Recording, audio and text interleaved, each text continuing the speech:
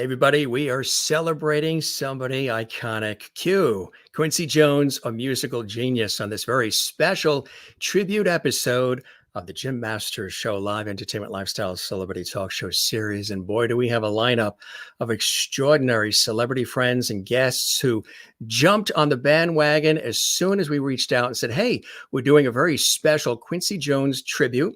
We would love to have all of you on the show if you can join us. And each of them have been glorious guests here on the Jim Masters Show as well. You may remember some of your friends and familiar faces here, friends of our show, joining us. Icons, incredible people in the music industry who've had a great respect and who are revered and appreciate the contributions of the iconic Quincy Jones, who at the time of this broadcast, we just lost a couple of days ago. And everybody is still celebrating his life, his extraordinary contributions. They go far and wide. It's really absolutely amazing, the contributions he's made to art, entertainment, the music industry, film, television, stage, and so much more. And our very special guests are coming from all over the country to join us here. And we also have some special bonus videos we're going to be sharing with you from some other guests who have sent in some really fabulous videos. They've also been guests of the Jim Masters Show live series, and we've celebrated their iconic careers and style as well. So you've got some really wonderful things in store here. So join us, tell your friends as we celebrate this incredible icon, the one and only Quincy Delight Jones, born in 1933. We lost him in 2024, November 3rd, American record producer, extraordinaire songwriter, composer for film and television, and so much more. Arranger. Over the course of his 7-decade career, he has received so many extraordinary, well-deserved, and well-earned accolades. Everybody loves him. He's just been one of those people that you always thought would be with us throughout the entire existence. And he's been with us for a long time, and we have been so blessed. 28 Grammy Awards, Primetime Emmy Award, Tony Award, as well as nominations for 7 Academy Awards and 4 Golden Globe Awards as well.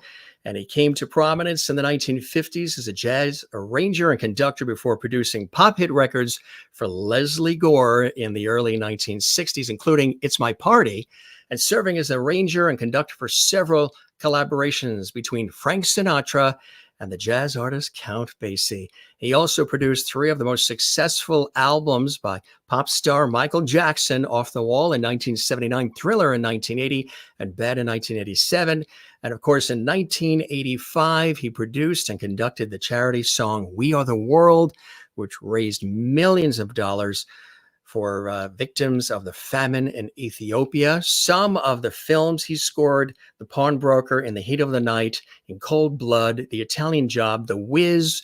He received a Primetime Emmy Award for Outstanding Music Composition for a series, the miniseries Roots in 1977, a Tony Award for the Best Revival of a Musical as a producer for the revival of The Color Purple in 2016. And throughout his career, he's received so many numerous honorary awards, including the Grammy Legend Award in 92, and so many others. The Jean Herschel Humanitarian Award in 1995, Kennedy Center Honors in 2001, the National Media of the Arts in 2011, the Academy Honorary Award 2024, named one of the most influential jazz musicians of the 20th century. And we are celebrating this extraordinary beloved icon here on our show with some very, very special guests. Thanks for joining us, everybody. It's really a pleasure to have you here. We also encourage you, if you'd like to comment, feel free to comment as well. You can comment during the course of our show. We love when you do that. Interact with us. Let us know about some of the memories that you have, some of the songs, some of the contributions you feel, and the wonderful enduring legacy that Quincy Jones has left all of us. We have iconic guests joining us here, starting with the one and only Melba Moore is here on our show. And this is so wonderful, Miss Moore, to have you back with us here on the show as we celebrate and honor Quincy Jones. Thanks you very much for joining us. I'm so excited. Wow. I mean, of course, I'm saddened by a loss, but I'm so excited to be a part of this incredible company. Thank you. We are very honored to have you here as well. Roy Hamilton is here. Roy Hamilton Jr. He's a prolific singer, songwriter, artist extraordinaire, a beloved guest here on our show. His dad, of course, is the famous Roy Hamilton, and he is here to celebrate life, music, and of course, Quincy Jones. Roy Jr., it's so great to have you back with us, my friend. Yeah, it's so great to see you too, Jim. Thanks for having me. And Miss Melba Moore, it's such an honor to meet you as well. My pleasure to meet you. I'm sure I knew your father. Yeah, that's awesome. Voice, my God. We have another fabulous, he's a real firecracker on stage. The one and only Bobby Wilson is here. If you have not seen Bobby in concert, he lights up the stage. Everything is on fire. And of course, he is the son of the iconic Jackie Wilson, joining us here on the Jim Masters Show Live. He's a return guest as we celebrate and honor the iconic Quincy Jones. Bobby, welcome back, my friend. Thank you. Thank you for having me back. It's an honor to be here and to be amongst the distinguished guests. The pleasure is all mine. Especially, yeah. The pleasure is all mine, and we have some more guests that are joining us later as well. The screen only holds a certain amount of people at a certain amount of time, which is amazing. So many people, the overwhelming response of people that wanted to be on the show, and you guys are here is so beautiful. Another incredible guest. He said yes right away. Benidito King is here on the show. We loved when he was with us last time. Such an honor. Hey, the pleasure is all mine. What's up, Roy? Such an honor again this morning. Benidito King, of course, is the son of the iconic Ben King. Good to see you as well, Benidito. Welcome back. Just being blessed, man. That's all. Absolutely right. And of course, his dad, the iconic Ben E. King. That's his dad, and Jackie Wilson is Bobby's dad, and Roy Hamilton is Roy Jr.'s dad. And they're all here in spirit with us as well. And we have some more great guests. We have a really cool guy, one of the ambassadors of instrumental soul, who was just with us a couple of weeks ago. Some affectionately call him the Flute Man, but he is so much more than that. He is amazing on the flute. Darryl Evan Jones is in the house, back with us here on the show. Darryl, welcome back to the Jim Masters Show as we celebrate Quincy Jones. Thank you. How you doing? Doing fantastic. How about you? I'm doing great. It's wonderful to be part of all of this. Unfortunately, the only person here that I've actually met before is Miss Melba Moore. I actually worked on a crew for her when she did a concert in the Bartlett Performing Arts Center. She needed a band, and I made it happen for her. So wonderful to see you again. You too. It's a small world, isn't it? It's a small world. We've got a wonderful group here on our show. We're so excited. We have somebody who's also a legend in the music business, responsible for so much music. She's an incredible songwriter extraordinaire and composer. We have the iconic Madeline Stone here, who is a dear friend of mine and of our show. She has sent a lot of guests our way. And if she's not in New York, she's in Nashville. She's here, there, everywhere. Madeline, welcome back to the show as we celebrate Quincy Jones. Hi. How are you? Oh, it's great to see you. I'm fine. Thank you so much for inviting me. I don't really know anybody here either. I'm in Melbourne. I wrote Read My Lips. You were my very first record. Oh, what's wrong? Great to meet you. Thank you. You made me rock. I made you rock. I still have the album cover. Thank you. Thank you. That's incredible. Wow. That's incredible. I tell you, we picked the right guests tonight, huh? On the show. Here's another guy that really turns up the juice. We have JTJazz Thompson with us here. Hey, JT, great to have you with us. Welcome back to the show, my friend. Thank you, man. It's such an honor to be here on this platform with all these wonderful, amazing artists and musicians and writers. Thank you so much for having me. Oh, the pleasure is all mine. I'm so glad that you're able to pop on with us here on the show. And another fabulous guest who is just with us, along with Ellis Hall, and that is George Whitty. He is here. George, welcome to the show. Are you? I think he's frozen. George, did you freeze? We just see a black square. Well, try to reboot your Wi-Fi, and then we'll have you come back. I think he might have see myself on there, Jim. Oh, is it you have your cell phone going? No, I see myself on the broadcast, so I know my camera's working. Yeah, but something's blocking you from getting in there. Maybe you want to go out and come back in. Try that. Okay. Oh, here you are. Here you are. Don't move. Don't open a window. Hey, stay. Okay. Welcome back, George. George has teamed up with the iconic Ellis Hall, and we're hoping Ellis will be with us as well.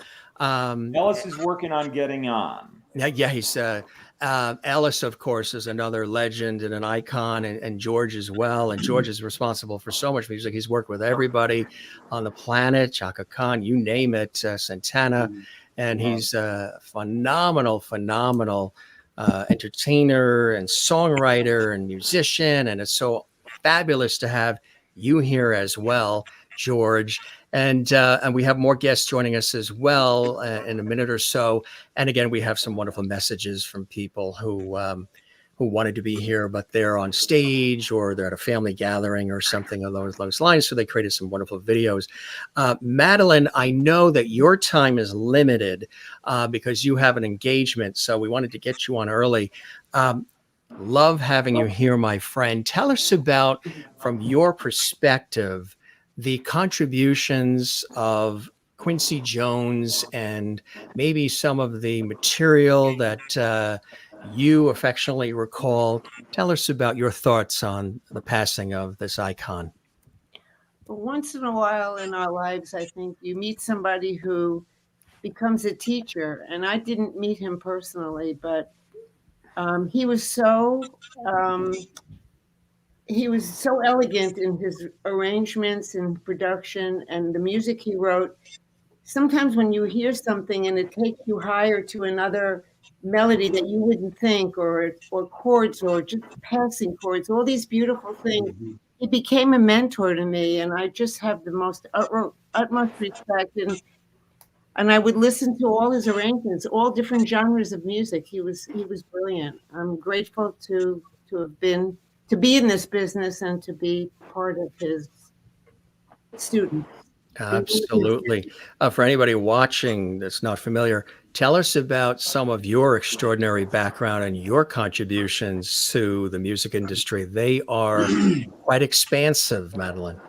Well, I've written in a lot of genres of music. I'm from New York. I'm here now, but Hal David was my mentor. I met him.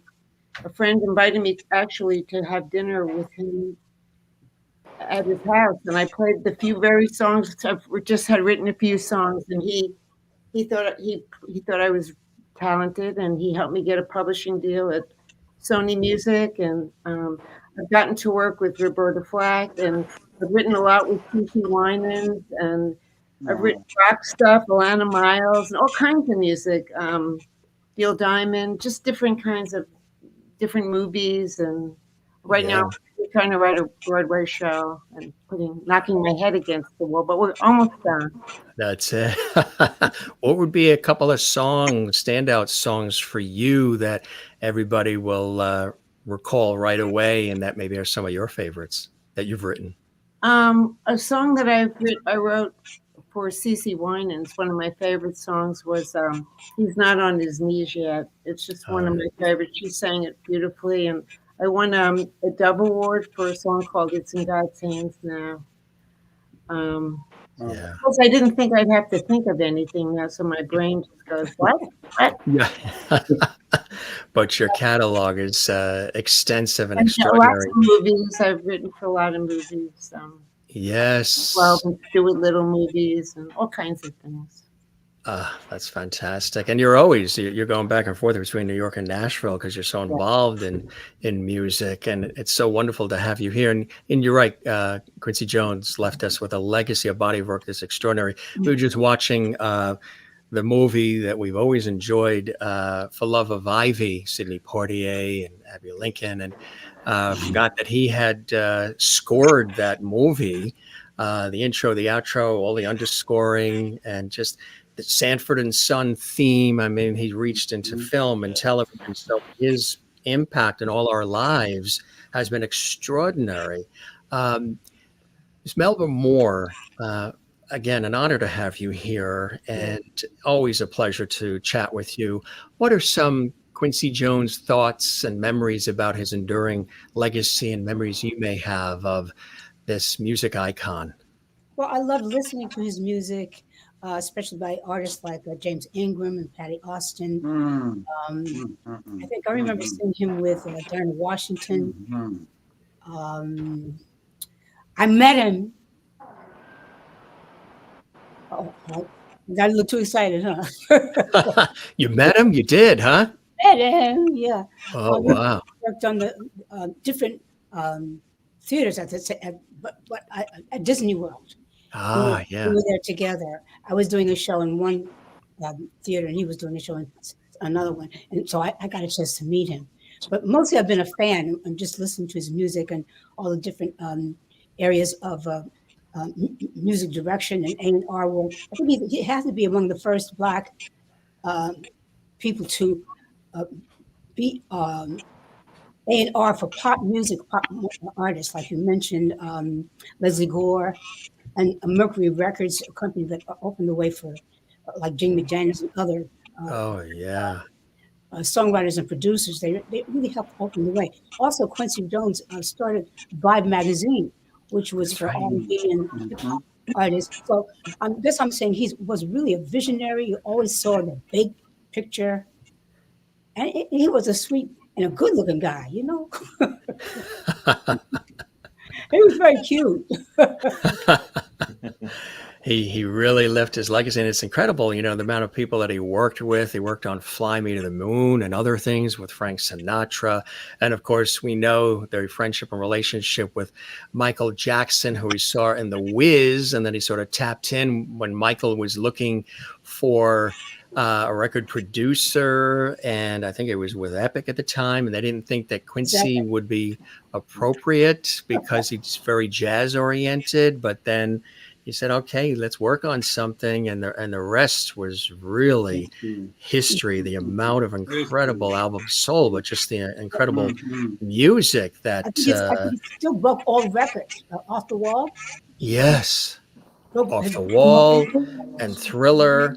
And yes, just absolutely extraordinary on so many different levels. Yes. And I believe Ellis Hall is here as well. We see the little screen there for Ellis. And he's getting it all set up. So we'll have him get that all set up. And before we continue, we have a couple of fabulous messages from some really wonderful friends of ours, and I'm sure of yours, and recognizable faces. A couple of them wanted to be here, but they're either on stage or they're in a production studio right now.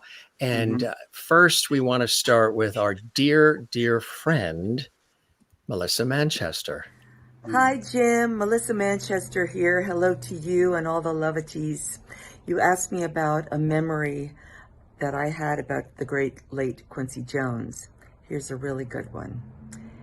Quincy Jones presented me with my Grammy Award. The end. How cool is that? And there they are when Quincy Jones presented Melissa Manchester with her Grammy Award. What a very, very special time. And Melissa wanted to be here, but again, she has something else that's happening, and we wanted to make sure that she was a part of the show. Somebody else, too, who is another iconic person who we love very much, singer, songwriter, musician extraordinaire, and she has been with the Saturday Night Live band for well over 30 plus years.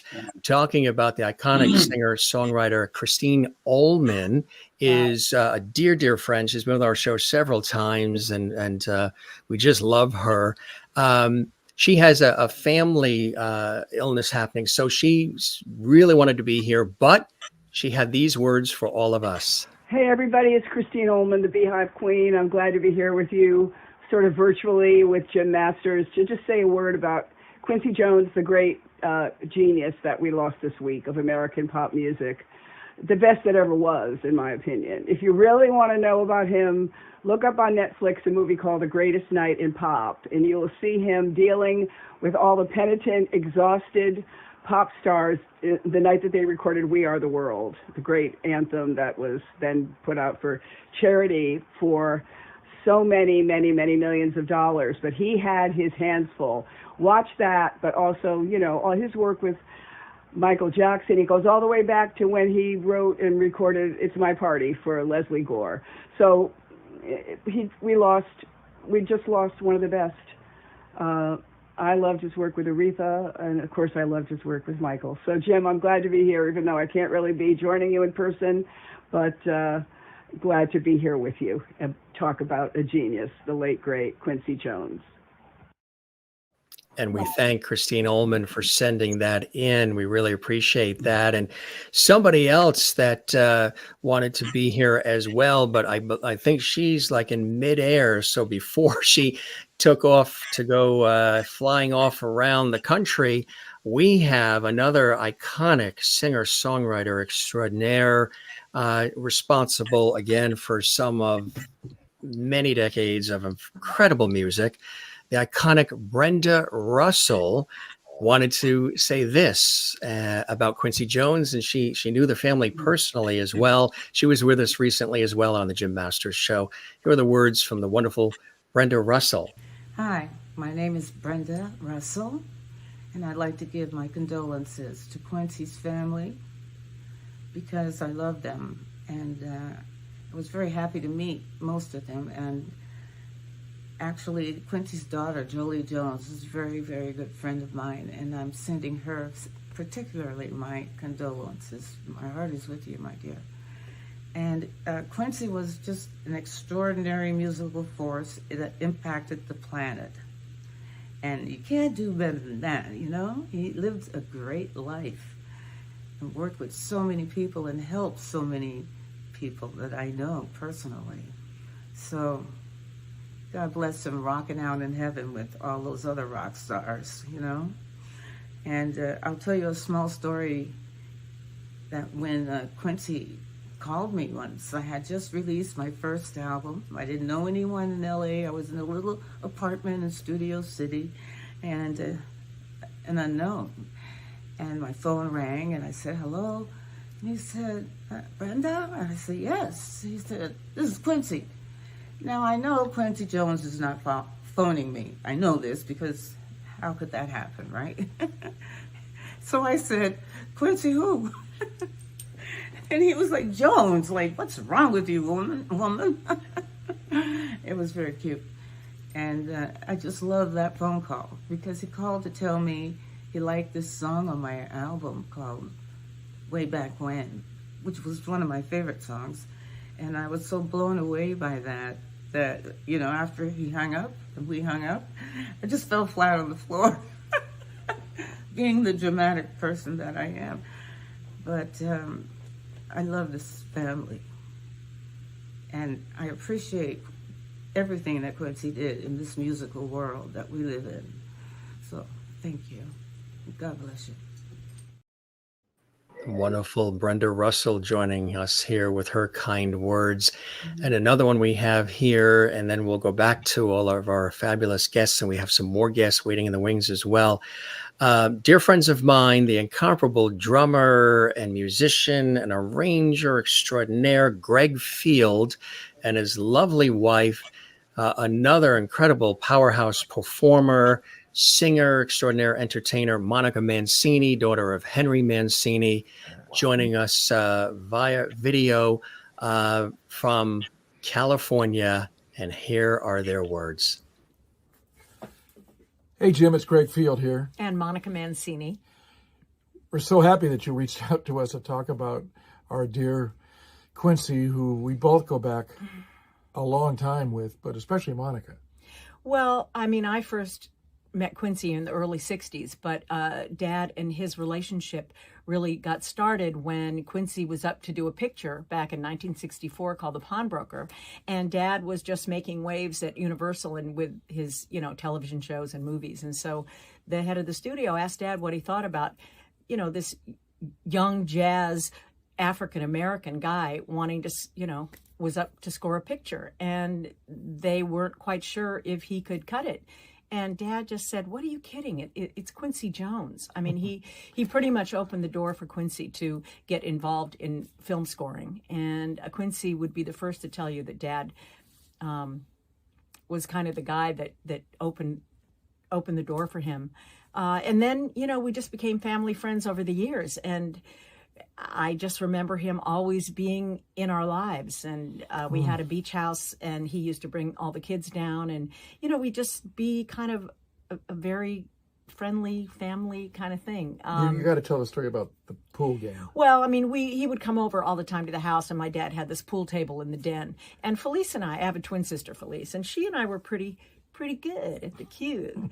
And so we would just whip his ass in pool all the time, and he knew it. And so for over the years until this very day, he would call us his terrorists, because he could never beat us in pool. And so we were we had that moniker for most of our lives. And then most recently, we did a tribute record to my dad, a legacy project called, what's it called? The Henry Mancini 100 sessions, Henry Has Company. And which Gregg produced. And we brought Quincy into the studio to conduct Peter Gunn, and also with John Williams and Herbie Hancock and Arturo Sandoval and, all the swells of the jazz industry here in LA. But that was the last time that we worked together, and the last actual music project that Quincy ever did back last October or something. Mm-hmm. And it was quite a moment, and we have this to see forever now on a PBS Great Performances special, which is going to be aired at the end of November, on November 29th, and we're dedicating this show to him. Right. We'll miss him terribly, but he was such a big presence in our lives for so long, and it doesn't feel like he went anywhere. We have so many great memories, and so much of his spirit just surrounds us that it isn't a sad time. It's a time to celebrate him, and that's what we're doing, and especially from having this TV show, that we can honor him the way we did. And I think you'd agree, but we feel so grateful to have had this giant musician in our life. For me, it started professionally. I worked with Quincy the first time in 1982. I was Count Basie's drummer, and they were honoring Basie at Radio City Music Hall, and Quincy conducted and hosted it, and we did a couple songs with Quincy conducting, James Ingram with Basie's band, and over the next few years, I would work with him as a drummer. And then when I married Monica, which was 27 years ago, my relationship with Quincy became a personal relationship. We would spend Thanksgivings together and 12th night parties, and there was a whole nother side to the relationship. And I think, again, getting back to this, having gratitude for having him in our lives, but to have him in our lives on a personal level, because he was so close to Henry and Ginny Mancini. They were brothers. Oh, man. Total brothers. They had the same sense of humor. A lot of their musical sensibilities were similar. They were just simpatico. Totally. Yeah. So encourage everybody to watch the PBS Great Performances, which starts airing, nationwide on the 29th of November, the day after Thanksgiving. And you'll see Quincy conduct for the last time. Yeah, it's cool. Pretty special. Quite remarkable. Yeah. Anyway, Jim, we love you. We've known you a long time, and again, thanks for reaching out and saying hi to all of your fans all over the place. Take care. Bye.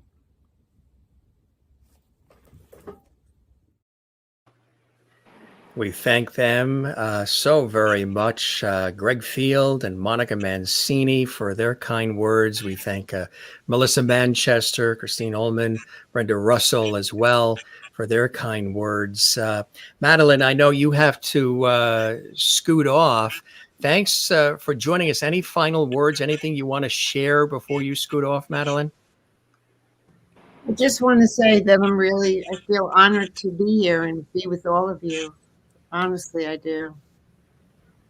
You're a gem. You're a gem. And we really love you. And come see us again, and we'll have dinner in the city, hopefully, at some point, right? Right. That would be wonderful, my friend.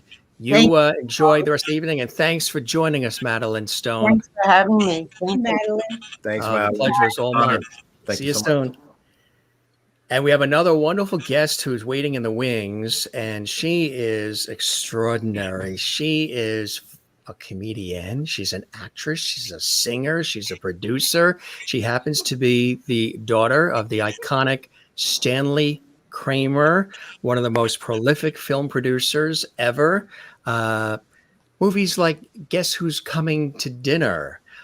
It's a mad world. These are his iconic films and so much more. She was a guest recently with us, the wonderful Katharine Kat Kramer. She also happens to be the goddaughter of the iconic Katharine Hepburn. And there is Kat herself. Kat Kramer joins us, everybody.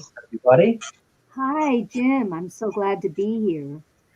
Oh, the pleasure is mine. It's poignant to know that it's Quincy that we're talking about, that he just left us, and I'm still processing that. But thank you so much for putting together this tribute show with these amazing guests. Oh, the pleasure is all Great way mine. to It's great to see you here.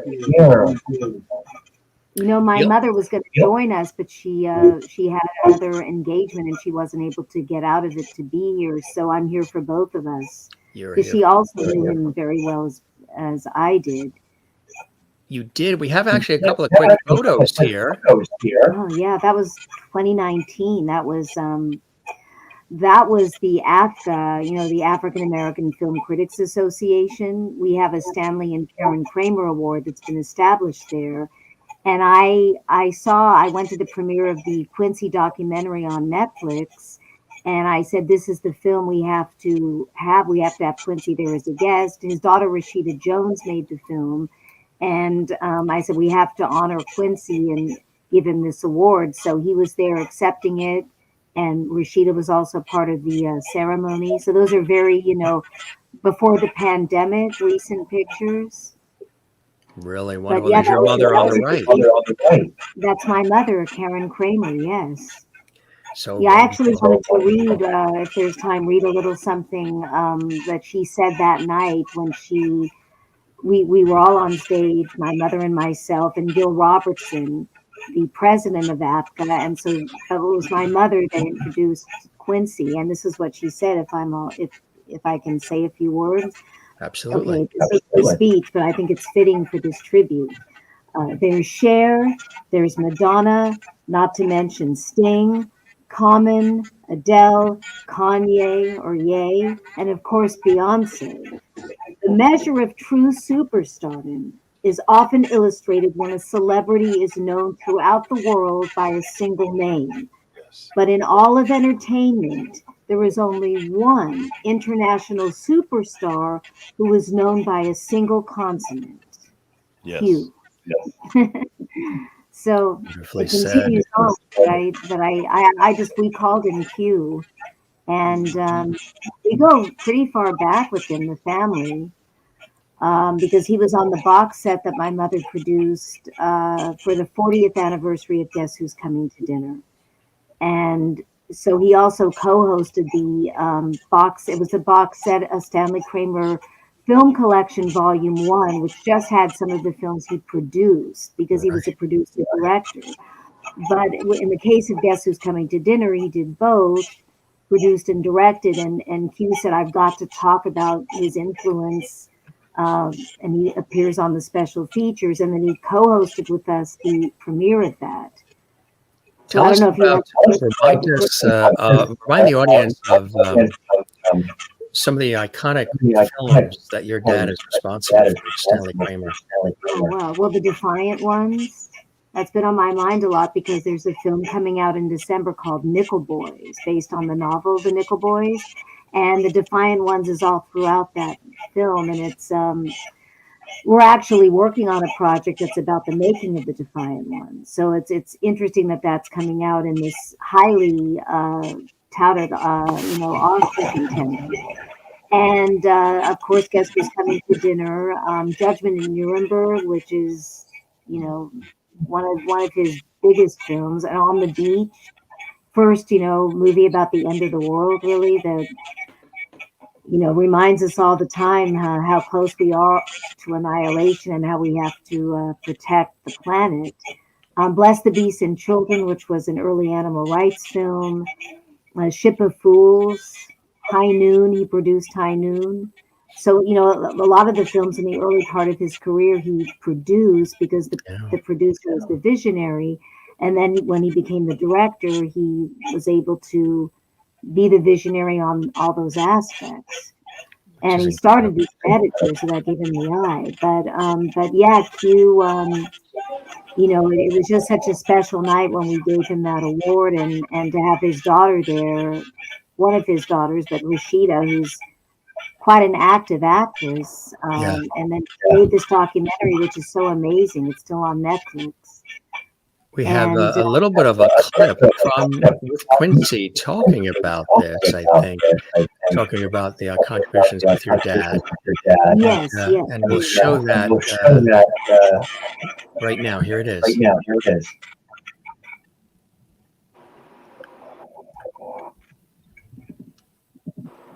It's a good one. It's from the special features, I believe.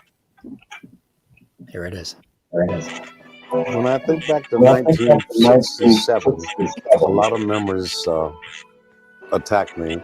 Number one, it was a very amazing year for my dear friend Sidney Poitier, and he came over to counsel me like he always does, and he's always been my big brother to keep me out of trouble. He said, Quincy, this is the year. I think this is going to be our year from now on, because that year he did For Sure With Love, and we did In the Heat of the Night Together, and we did a film by the brilliant Stanlley Kramer called Guess Who's Coming to Dinner, which was a profound statement at that time, because there were not a lot of black films made by major directors of any color.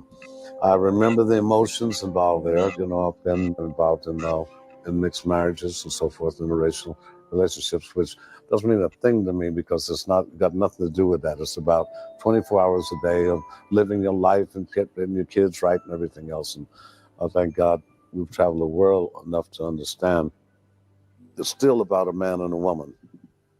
I understood the dynamics, of what it meant back in that time. This was a year before Dr. King got assassinated.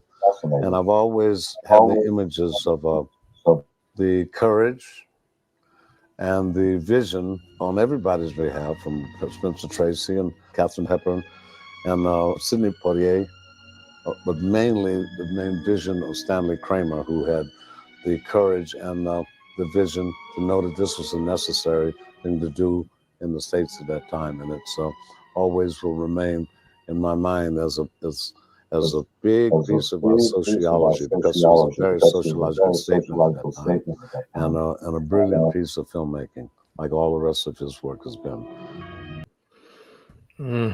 That is so wonderful, huh? When you think of all the amazing Grammys that he was nominated for and won, and then all the films, and getting into the film industry, and that speech that he made. I call it a speech because it was his commentary over the special features. He was featured on that, but he also presented we had a scholarship or a donation from Facing History and Ourselves, and we were on stage, and he came and introduced the person who gave the check. This was at the Billy Wilder Theater.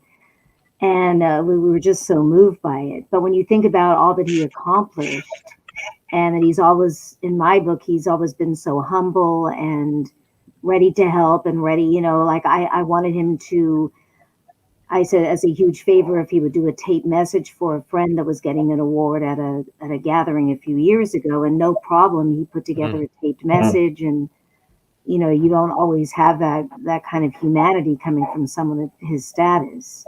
Absolutely. So beautiful. Thanks for sharing.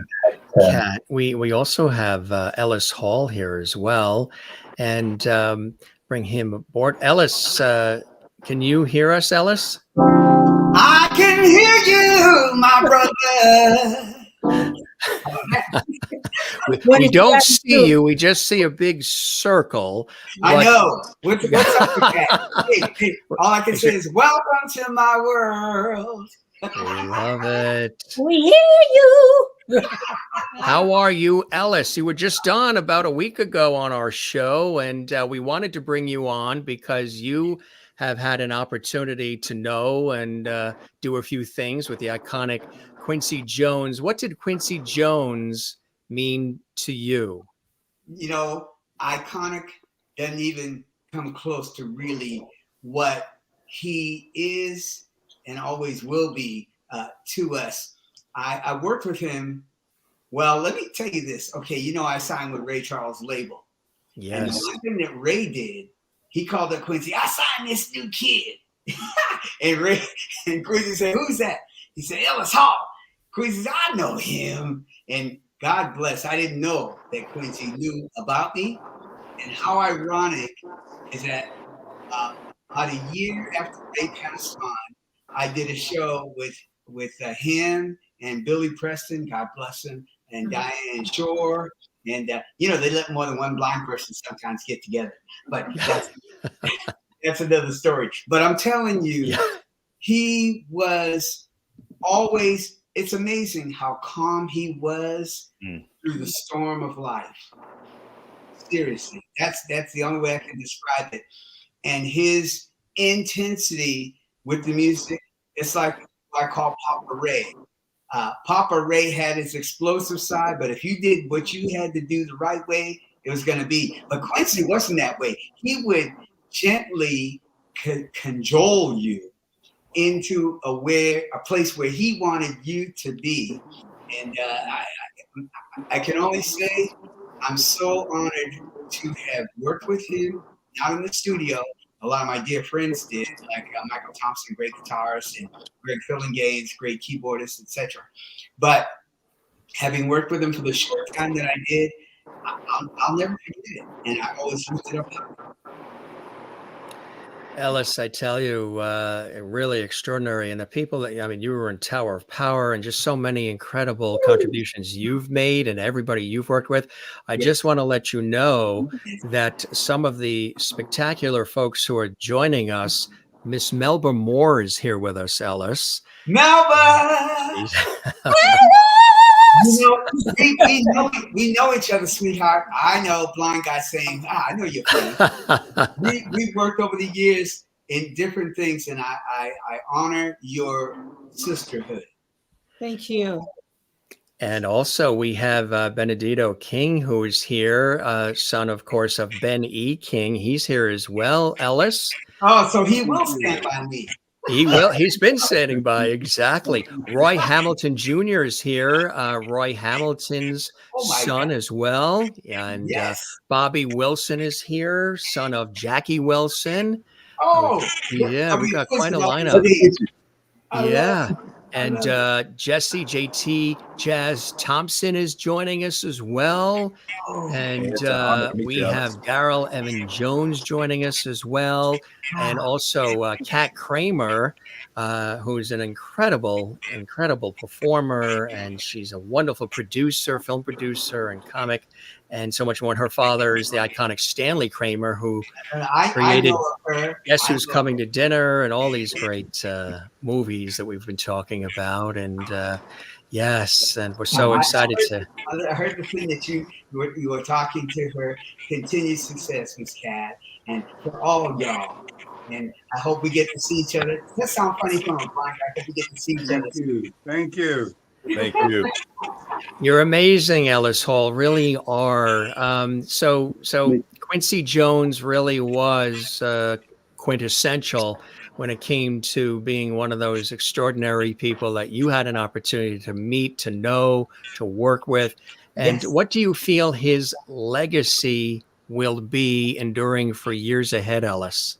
Way beyond his music, I think his legacy will be, no matter what in life, keep walking forward. I read, if you haven't read it, you should. His book about his life, his stick-to-itiveness to go forward. That's the whole thing. How much can you go forward? Because there's always things that are going to try and drag you back or drag you down. Keep walking, keep flying in your own spirit-filled world. Absolutely, my friend. Absolutely. So beautifully said. No, but that's my story, brother Jim, and I'm sticking to it. He's sticking to it. That's it. Your words mean the world to us, Ellis. We really appreciate them very, very much. And what do you got going on? Something exciting? Where are you heading off to now? Well, of course, you heard their first single. We're getting ready. I'm doing a special thing with the fabulous Miss Mindy Abair on New Year's Eve in San Diego. Oh, yeah. And if you feel the earthquake, honest to God, it's just some folks stomping their feet too hard. It's gonna be you guys. Yeah, it's gonna be Mindy and myself and a whole bunch of other crazy characters. And the names have been changed to protect the innocent. Well, George Whitty was here too, but I think his Wi-Fi might have conked out. He might pop back on. He's sort of he's your partner in crime, Ellis, right? He truly is, bro. And let me tell you, and I know it's because of your great vibe, already the first single, Die Living, has gone crazy. They're spinning it all over the country. Wow. And, you know, I'm telling you, bro. You were just on the show last week. See, you've been breathing on us, and all of a sudden, within the first week, we had like over 1,500 spins of the record. Come on. Well, it is a great one. It really is, Ellis.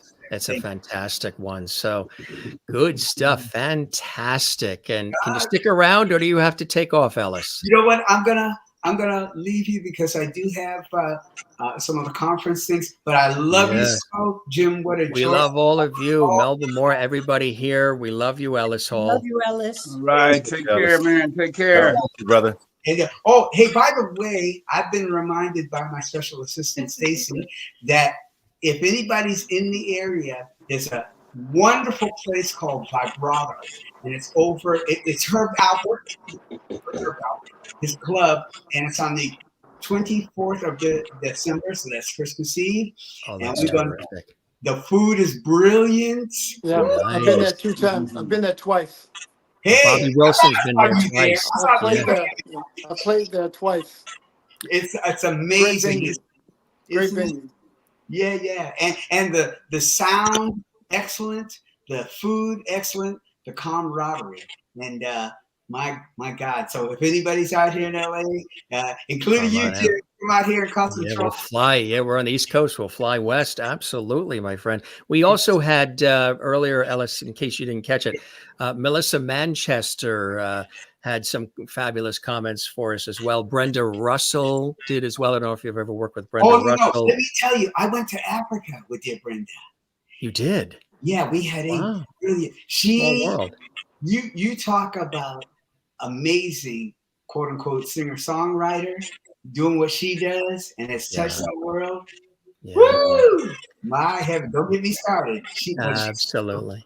Yeah. And this Melissa, I've only met her once, and I'm going to tell her the next time, hey, I know what you look like. I tease a lot. Stevie and I'm telling you, Jen, when we get together, the blind jokes fly fast and furious, and we don't tell you when to duck. Yeah, that's it. And of course, Ray Charles was your mentor, and yes, he was. And Ray he'd say all the time, you know, you and Stevie, y'all some silly aces.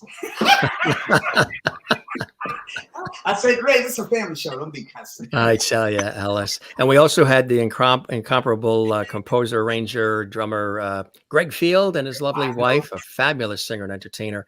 I know the Monica love. Mancini, daughter of Henry Mancini, was here, sang hello as well, Ellis. I know you got to scoot off. A sound check last time. So just popping in at the last minute, Ellis, we really appreciate it, sir. You're a legend as well. And it's a pleasure to have you as we celebrate Quincy Jones on this episode. Thank you for being with us, Ellis. Thank you, my brother. And you tell Brother Greg and Miss Monica, because I worked the Hollywood Bowl with him, and we're still standing through God's grace. That is fantastic. Small world, it really is. We got a big family here tonight. Ellis, you be well. Ellis is going to take off, everybody. Ellis, we love you. I got a scoop. Yeah, I'm getting close there too. So, Bobby, before you head out, what would you like to say about Quincy Jones, and what did he mean to you, my friend? Well, Quincy Jones was just excellence. Excellence. That's all it is. Excellence in music, excellence in everything he put out. I got introduced to Quincy Jones 20 years ago through Sinbad, the comedian. He had a talk show at CBS Studios, and I was hired to sing to the audience during the breaks. Yes. Wow. So I got my one and only chance to meet Quincy at that time, but he worked with all my heroes. One of my vocal heroes is George Benson. He did a lot of work with him, and so I know his work ethics. And when I was in the Navy, first time I heard of Quincy Jones' name was when him and Patty Austin and James Ingram did those duets together. And that's when I started paying attention to who he was and his history. The man was amazing. I just wish I got a chance to work with him. Absolutely. And what do you have coming up you're excited about, Bobby? You're all over the place. Well, I got a lot of work. You know, the season, it's Christmas season, so I got a Christmas show at St. George's Theater in New York, in Staten Island, and also have the Soul Train cruise coming up, which I had with Miss Melba Moore last year.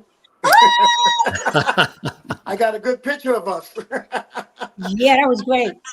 I like that version of that main ingredient thing you did, man. That was nice, man. Oh, this is Arthur in the road. Love's last episode. Yeah, that was nice. I saw that. I caught that, Bobby. That was nice, man. I appreciate that, man. I work hard, so I'm glad to hear that somebody liked it. Yes, sir. Yes, sir. Yeah, but I'm still. I feel like I'm just beginning in the music business. And you know, it's funny, when I met Quincy, he had his photographer take a picture of me. At the time, he was putting out his niece, Tamia, her first album, and she did the single. She released she performed a single on Sinbad's show that day. So that's how I got a chance to meet him. So I did get to meet him, but I didn't get to work with him. But I'm just thankful that you guys considered me in this great tribute. You're one of the best, Bobby. You, when you get on that stage, you just light it up. And we had such a great conversation when you were a guest. And of course, we honored Jackie Wilson too, your father, and just really a pleasure. You're stellar entertainment, and you are always welcome here. I said we'd keep the porch light on for you, right? Yes, sir. Please do. And please do. We absolutely do, and celebrating the iconic Quincy Jones. So you have to scoot off, right, Bobby? Yes, sir. I got to run, but thank you, and it's an honor to be with all of you. And the pleasure is ours. I'll be Bobby. Hollering at you, Roy, and Ben. I'll be hollering at you guys this week. All right, Bobby. Take care now. Take care, Bobby. Take it easy. Take care, Bobby. Come Come see us again. All right, we love you. All right, bye-bye now. Bobby Wilson here on the show, iconic performer, and of course, his dad being the one and only legendary Jackie Wilson. And we also have another great guest joining us. DeeAnn DiMeo is joining us, a phenomenal singer and songwriter and entertainer. DeeAnn, welcome to the show, my friend. How are you? I'm very well. Thank you so much for having me. I'm honored to The be here. pleasure is all mine. It's so great to have you here. And we've got a wonderful lineup of amazing guests. Miss Melba Moore here and Roy Hamilton Hi, Jr. and everybody. yes, and Benidito King and Darryl Evan Jones and Jesse JT Thompson and Kat Kramer here as well and other guests. Welcome. How have you been? And tell us about your thoughts on the enduring legacy of the one and only Quincy Jones. Quincy, I always loved the perfectionist in him and the intelligence in him. So smart. Always, he said he never had an ego because there was always something else to learn. And so I listened to his music throughout the years. Patty Austin, I listened to some of her stuff. We Are the World was actually one of my favorites of all. But I'm just amazed at the human that he is more than anything because he's a genius. He's an icon, but he's also a human, and he really has feelings and he cares for people. And he was a great father to the best of his ability. And I'm moved by his goodness more than anything. And this quote that I actually wrote down this quote because I loved it. After he was, when he was 82, he had a heart attack, or I think it was a heart. But he said, "Love to share, health to spare, and friends to care." That's and beautiful. I love that quote. Yeah. That is really beautiful. Thanks for sharing that, my friend. And DeeAnn, of course, a wonderful performer, and she was just a guest on our show recently as well.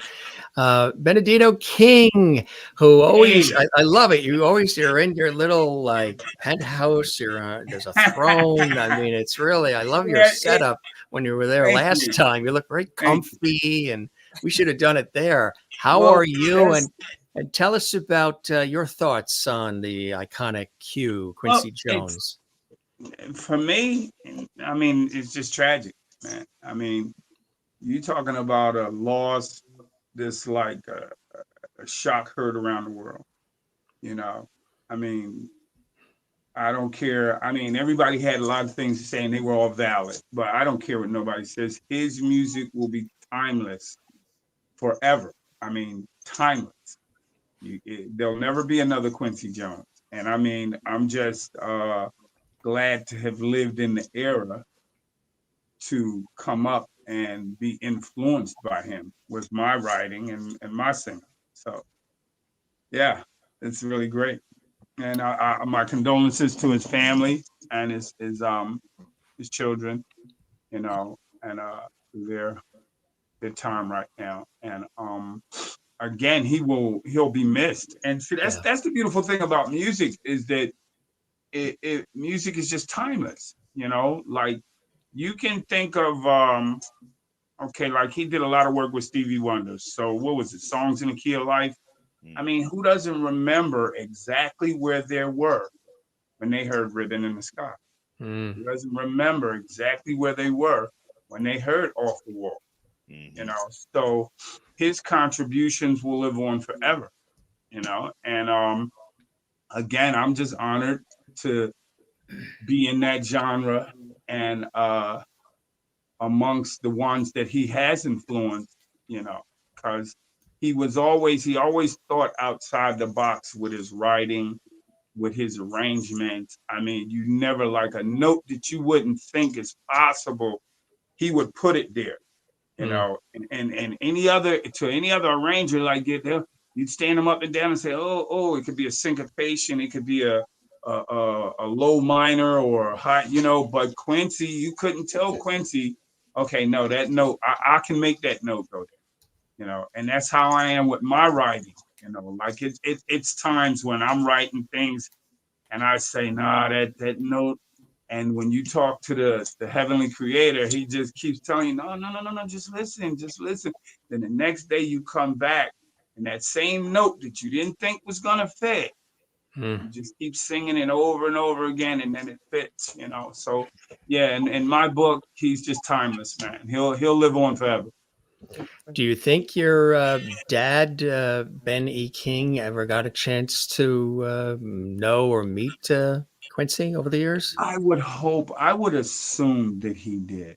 I would assume that he did. You know, I mean, like I said, who hasn't Quincy worked with? I mean, just look at it like that. Who hasn't he worked with?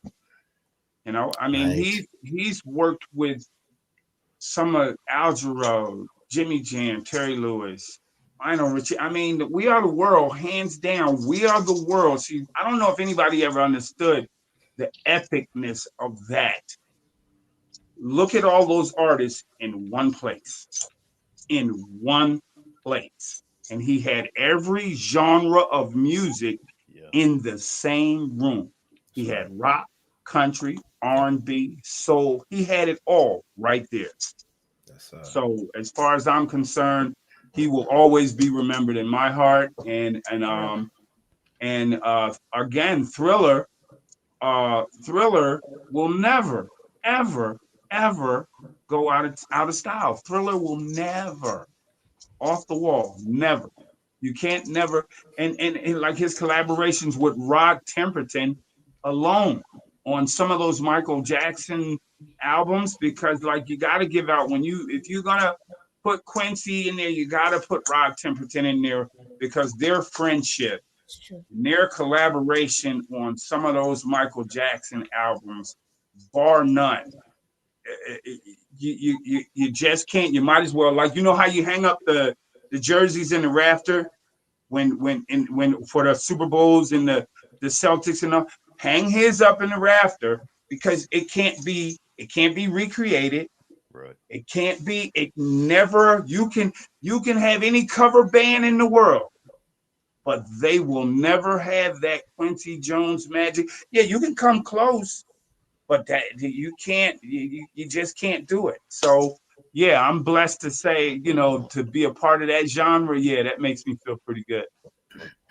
Beautifully said, my friend. Beautifully said. Roy Hamilton Jr., you've been a wonderful guest on our show, and your lovely wife, Maria, who is another firecracker. She really is fabulous. We love her. And of course, your son as well has had workings with Quincy. Tell us about your thoughts on Quincy Jones and his contributions and his enduring legacy as well. Yeah. So anyway, thanks for having me again, Jim. Oh yeah.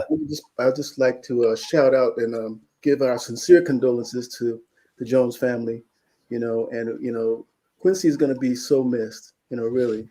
But listening to all the music and all that, his legacy will go on forever. My dad and him were good friends. And when I was little, Quincy came to the front door, because we lived in New York, in Westchester County, in New Rochelle. So we had a home there, and I was just a little guy, and somebody rang the bell. I answered the door, and sure enough, standing right before me was Mr. Quincy Jones. And like I said, I didn't know who he was. And my grandmother, she came up behind me and said, "Oh, Quincy Jones," my dad and Quincy were good friends. Matter of fact, my father actually recorded an album called Soft and Warm. Now, the album had many songs on there in tribute to Frank Sinatra. And amazing. He did such a wonderful job, and Quincy, wanted to work with my father. And those are some of the recollections I have about Quincy. My father did All the Way, Nancy, several songs. And I mean, listen to that song, that album, you would love to hear, wow, and it all inspired, because, Quincy's work, and my son actually met Quincy up in Canada at the film festival when he did his documentary. And he was able to talk to Quincy and sit with him. And also, I was inspired to write a few songs myself. So I wrote this song called 1,000 Ways, and produced it, in dedication of my mother, my wife. But at the same time, I kind of got an idea from James Ingram and Quincy's song, 100 Ways. So I called mine 1000 Way. So it was really, you know, it's kind of, you know, a little ricochet off of that, which inspired me so much that it, you know, I produced it myself and, you know, a few of our team too, because, you know, we write and produce. We, you know, musical family. It's just like, you know, the Jones. We've been working at it for a long time. You know, and just like we spoke to last time that we're trying to get my dad inducted into Rock and Roll Hall of Fame. So I also like to shout out to my son, Roy III, who couldn't be here, as well as my lovely wife and manager, Maria Hamilton. And we're just celebrating our 45th anniversary. Congratulations. Shout out to my beautiful wife. We just celebrated our 12th anniversary. All right. Wow. Hey, kid. Yeah. Cool stuff. So like I said, I mean, like, you know, Quincy was just, will be so missed. I mean, you know, it's really a shock to me that, you know, he had passed away. I know he lived a great and wonderful life. And You down thought to, he would be here forever, right? One of those yeah, people you thought would be here forever. And one more thing I'd like to say is that that when we lost Quincy, you know, we were just in the middle of trying to do a documentary about my dad and, you know, his career. And Quincy naturally is one of them, you know, people that we wanted to talk to about it. So unfortunately, you know, we didn't get a chance to hear his thoughts about, you know, working with my dad, you know. And I was looking around to see if there was any documentation about him working with my dad, but my father was on Ed Sullivan several times, as well as, you know, Elvis Presley, which was also a great friend of my father's. So all those things that I just coordinated, you know, and you know, with Dizzy Gillespie and you know all the great ones, you know, like all the ones that Quincy worked with, and especially having 28 Grammys in your hand, you know, it's like that's just one feat that you cannot top that. I don't think anybody could ever top that with also 80 Grammy nominations. I mean, you know, that's you know, I don't think that could ever be topped, you know. So. And you know, he really appealed to everybody, all backgrounds, all colors, all generations, all ethnic backgrounds, economic status. It didn't matter where you were or who you were.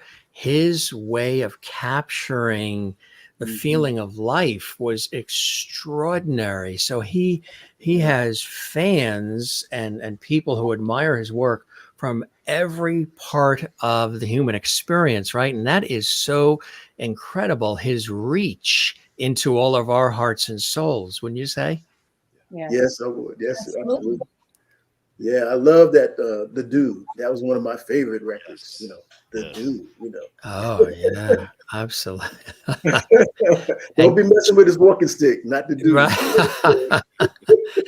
And Daryl Evan Jones back with us here on the show, and the ambassador of soul is with us, and the flute man back with us. Extraordinary, great music. Thanks for the poster you sent too. We got it. My pleasure. My pleasure. Appreciate that, my friend.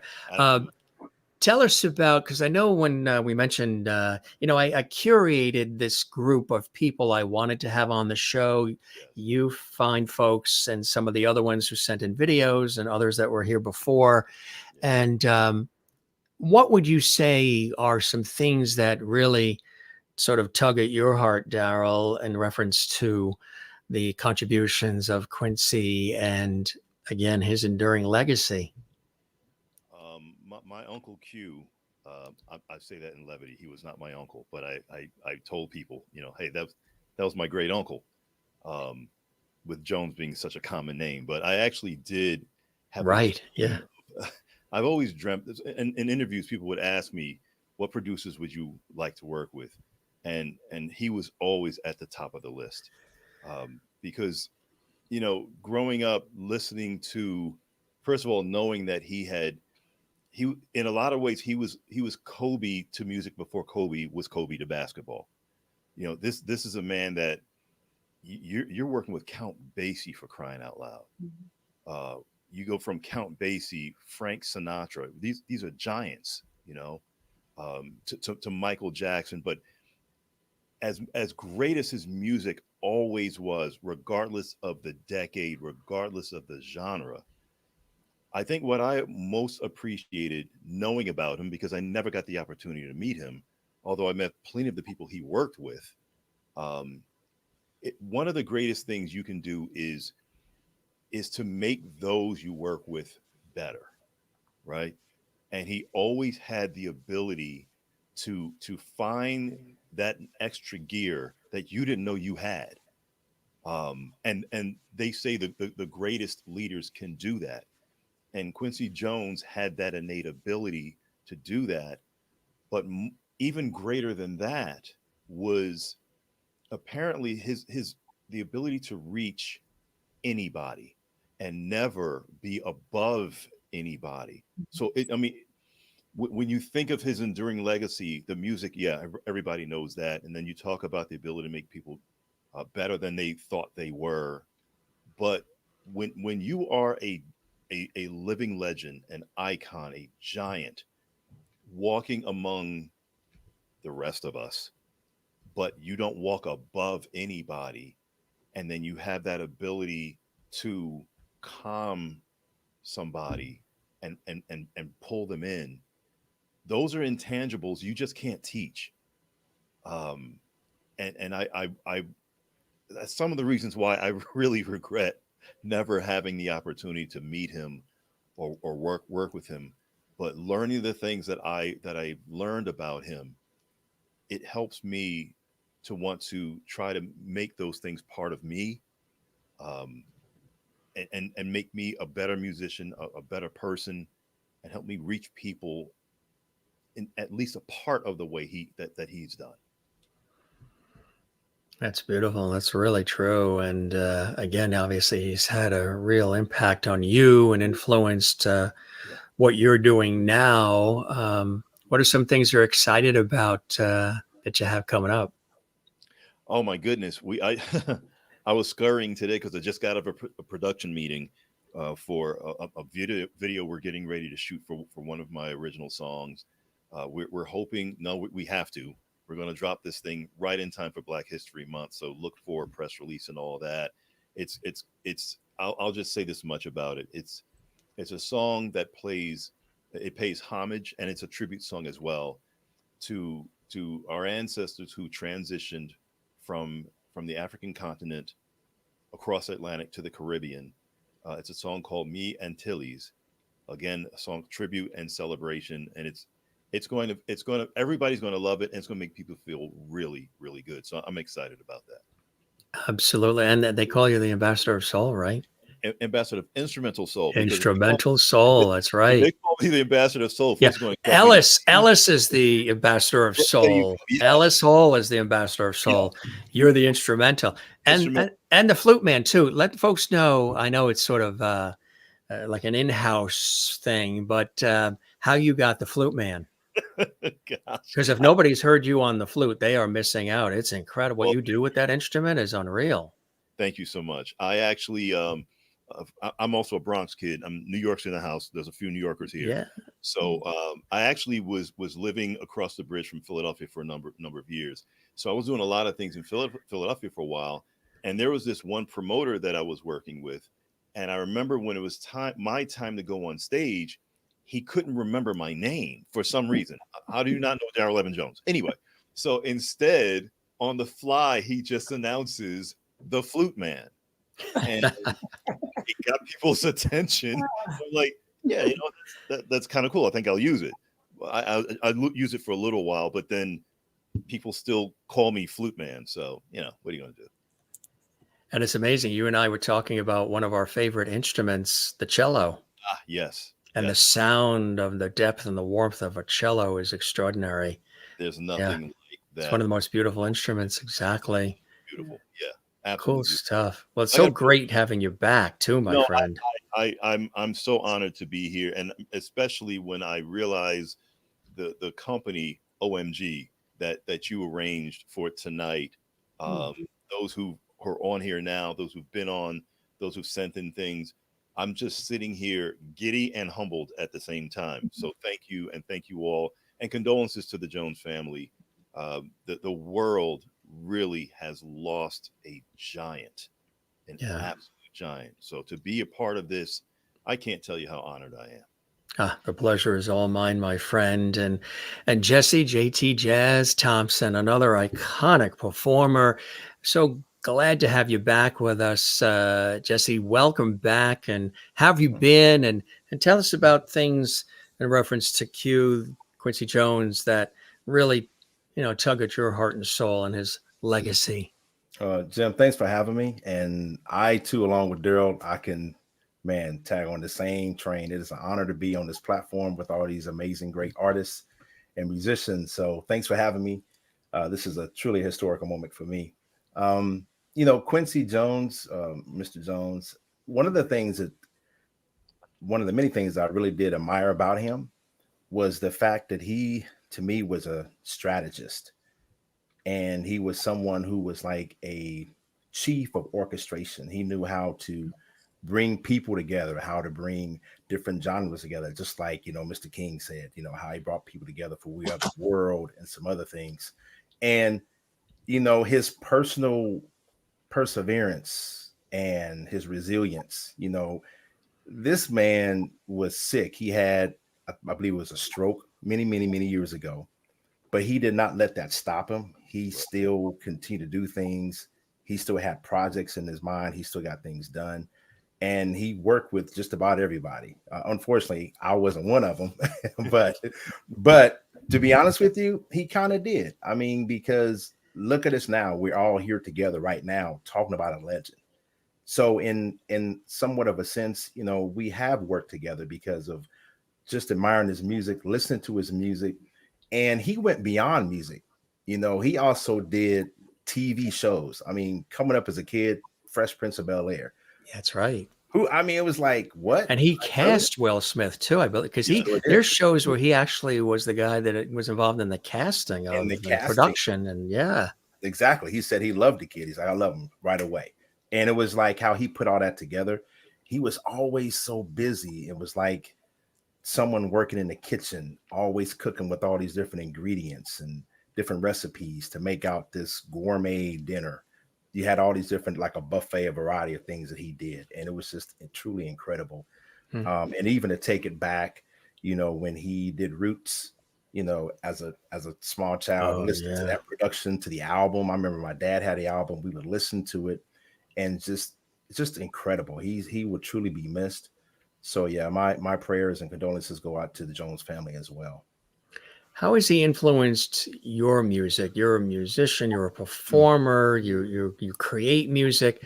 How does somebody of that stature, just that somebody so soulful and somebody who really had his heart on the sleeve, how did he influence you musically? He taught me how to not just, let's say, no walls, limitless, right? When I listen to his music or watch his production, musically, try it. Don't be afraid to try something new. If that note if it's not expected, try it out anyway. Try the unexpected. Learn to expect the unexpected. And that's also a life lesson as well. But musically, it's just that orchestration, how to bring things together. I love collaborating with different artists and producers. How to try something different. One day I hope to collaborate with Miss Melba Moore. Just slide that in there. But yes, I mean, it's just one of those things that, that he truly believed in, and he lived by example. He did that. It didn't matter what your genre was, your color, none of that mattered. He just put things together. So that's one of the key elements that I've learned from him growing up. Beautiful. Thanks for sharing that. And Miss Melba Moore, I mean, you yourself are right there at, this Quincy Jones level in terms of all the music, the joy, the smiles, everything that you have brought our way and continue to bring our way. The people that you've had on have really been speaking to my spirit. It occurred to me, I've been recording this because I'm hearing saying, I'm singing a song now, but I'm just teaching myself how to sing because he's giving me a new voice. And I feel like that's the spirit of Quincy. There are no walls, but you keep, maybe the note's not there yet, but you keep singing it. my range is actually expanding, but you guys are speaking to my spirit. And the next time I get to perform with any of you, you're going to hear this new voice. You're going to see Quincy right here. That is so wonderful. What are some wonderful things? I mean, again, you hit that stage, Melba, and everybody just starts to melt. They cannot get enough of Miss Melba Moore, who's been entertaining us and bringing joy into our hearts and minds for so long. What are some things you're working on that you're excited about as well? Well, I have a new album called Imagine, and it's a collaboration with my daughter, who's now, of course, my boss. Yeah. It's funny how that changes, right? Goes around, comes around. And very much like Quincy, you give and people give to you, and you really are a family, and you can't. I think Quincy is the quintessential of an excellent spirit. And what happens is you collaborate with people because you join spirits with them, and then you see yourself in a new way, and you keep getting reinvented, renewed. And so the new album is, what she brought me the songs. First of all, it's her first album, which we brought her up in the industry, but we've never worked with her. We just loved her and everything. So I didn't even know her like that, you know. But because I listen, I feel like I have the spirit of Quincy. I see her in a new way. So now we're collaborating. It's work, but it's not a job. It's an exploration once again. Right. And I'm really so honored, but I'm excited, and I'm just enamored. And I don't know if I have really the right words, like everybody else is, to even just heard about Quincy and experience this age of an excellent spirit, a spirit of excellence. Maybe that's how you say it. You people who work with words, you know better than I do, but I really know what it is to, for instance, I don't write songs, so I have to depend on learning somebody else and how they live and how they function. And they never did it before. Well, let's try it, you know? Right, exactly. And some of us, I mean, not everybody's supposed to just try everything, but some of us have to do that. That's how we're wired. And so I feel like this new album is a beginning of me to be able to live in this world again, the way God created me, collaborated with people through my art to say that life is special, life is good. We are special creatures, not like any other. God created us in his image, and we experience that by being with each other. Yeah. And having people like Quincy and us living the same age, and to have something. I've been in the industry now 50 years or so, going on, continuing on, I hope. And to still get like really, really, really excited about different things and different people and different genres and old things and new things, and just understand that it's the mystery of life. And here we all is. That's right. I mean, that's my new album is called Imagine. Ah, I guess it's appropriately named because the imagination, especially if it's filled with, I call it holy things. We get to experience and exude otherworldly kinds of wonderful, I say heavenly things. And the words are like, imagine if, peace ruled every street and every corner, no more hatred. And, peace to be on the world's peace. It's so important. The world needs it. Old, the world needs that message. Absolutely. Always. It never gets old. No, it doesn't. And then when it gets used, it regenerates itself, because that's what love is. It never dies. And I'm a Jesus person, okay? So, he gave us the very spirit that he rose his own self up from the dead. Amen. Yes. So that's what we exude here. So it's exciting and regenerating and refurbishing. And I don't have all the words for you songwriters. You all know how to do that. You mentioned 50 years and Quincy with his 70 plus.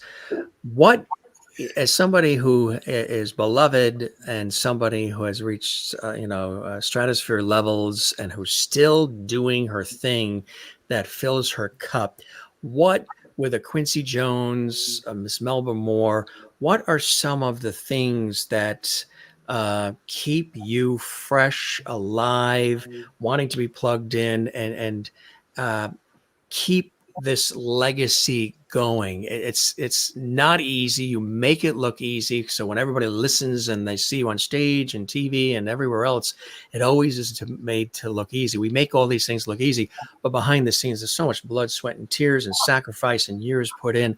What is one of the keys to the legacy and the extended legacy of somebody like a Quincy Jones, or even yourself, Melba? I don't think I could speak for Quincy, but myself, I'm very needy. I find myself, oh God, I don't have this, I don't have that. They got that. Yeah, well, I gotta try. So you keep trying. You say, oh, I'll give it one more try. We don't really mean one more. I hope God gives me a chance to try one more time. Yeah. I just need this. I need it. Yeah. Are you a perfectionist? Are you always striving for excellence? No, but God is. Good answer. I like So that. he gives me another chance to, will you give me another chance? He always says yes. Yes. Yeah. Awesome. So then when that's done, you say, oh my God, well, I need this, I need that. And you get regenerated because you have to give him something to work with. Yes. But when his presence is there, oh my goodness, I can't say what that is. Right. But he commands you to, so you can reverence him. And when that happens, you see him in everybody else. So you reverence people and their talents. And like somebody like Quincy, I can't imagine anybody ever being jealous of him. Right. There's just something about him. Yeah. Or right. competitive with him. Right. But like with us women and us singers, I don't know, maybe we need more, not self-confidence, because that always wears out quickly. But we need more confidence. I'm always scared something's not going to be right. I think it's a spirit of excellence telling me, that ain't right, Melba. Try that one more time. Yeah. But I think when you come out and you've done everything that you can to put it together for people, and you have a humane concern for what they're experiencing, you don't want them to experience anxiety or look at something that didn't look right on you. I don't know. I think after all these years, it comes articulated in that way. And when you see that look of expectancy, so, it's going to happen again. Okay, let's go. And you're ready. Well, I think you're prettier. Your joy comes out, and then as Cheryl Lynn would say, I'm getting ready to show you how to party again. Right. Does it still bring you the same joy as it did when you were first starting out, or is there a certain contentment now because you've made your mark and now you're fully enjoying the experience? I mean, not that it isn't a hustle and there's a lot of stuff to do and places to be and all, but that trying to make the mark years, and then when you do, you can sort of really enjoy the fruits of the labor. And you certainly have put in your time, Miss Melba Moore. No, it's not like that. Well, I feel like what's happening now, we're in a new age. There's been a promotion. There's been a shift. I'm a new creature. I'm not who I was before. So I don't enjoy it the same way. But the urgency and the expectancy, people might think it's still there, but I think it's a new one. It's a new one, yeah. Almost like a rebirth in a way, yeah. You will not like it. That's what it is. That's what it actually is. What it is. Do you all feel the same thing? Do you feel that in your own lives? Do you feel there's an energy? I mean, each of you have been doing this for quite some time as well. Do you feel what Ms. Melba Moore is talking about, Roy? Absolutely. It's like a calling, to me. I feel that, when, the higher power gives you that opportunity, and gives you, it calls out to you. When it calls out to you, then you listen and you react to what it is, and what it is that you need to do. And then you get, you get the way, you get, oh, well, show me the way. And then, he gives you a direction, to do what it is, and I'm 63 years old now. And I've been, back and forth doing the music and basically trying to represent my dad in a positive light. And when, like I said, that spiritual calling just comes down to you, and you just, well, he gives you the music, he gives you the lyrics, he gives you the melody, and you try to hustle to, put it down somewhere. That way you can, because it'll change. It changes, Mm-hmm. and it's back there somewhere. It's back there somewhere. But when it's in the forefront, you have to grab it right away. So those are the kind of things I thank God the Creator for. Absolutely. Benedito, how about you? For me, it's in the blood, man. I mean, I literally tried like for I don't know. I fell on a bad time years ago, and before me and my wife had got together, and that's why I love her so much to this day, because like I had literally, because when I first started doing music, let's just say it wasn't like I got 13 art scholarships to any art school in the nation when I was 13. I got a patent on a phone that I developed when I was 8 years old. So it's not like, I could have went any, with your talents that God gives you, but for some strange reason, I got into singing. And like I said, when I fell on hard times, my wife weren't even together. We had just started dating. And she looked at me and she said, you know what? Matter of fact, that's how I got my wife, was singing to her. There's this one song that she loved by a dear friend of mine named Eugene Wilde. And it was called Diana. And my mom would make me sing this song to her all the time. And I'd be like, man, I'm not about to sing this song to her. She ain't paying me no attention. But it wore her down. Finally, it wore her down. And long story short, I had I don't know. I just said, okay, I done did this music thing. I'm done. Everybody, they released me from the contract, this, that. Things just wasn't going my way. My wife looked at me one day and she said, you know what?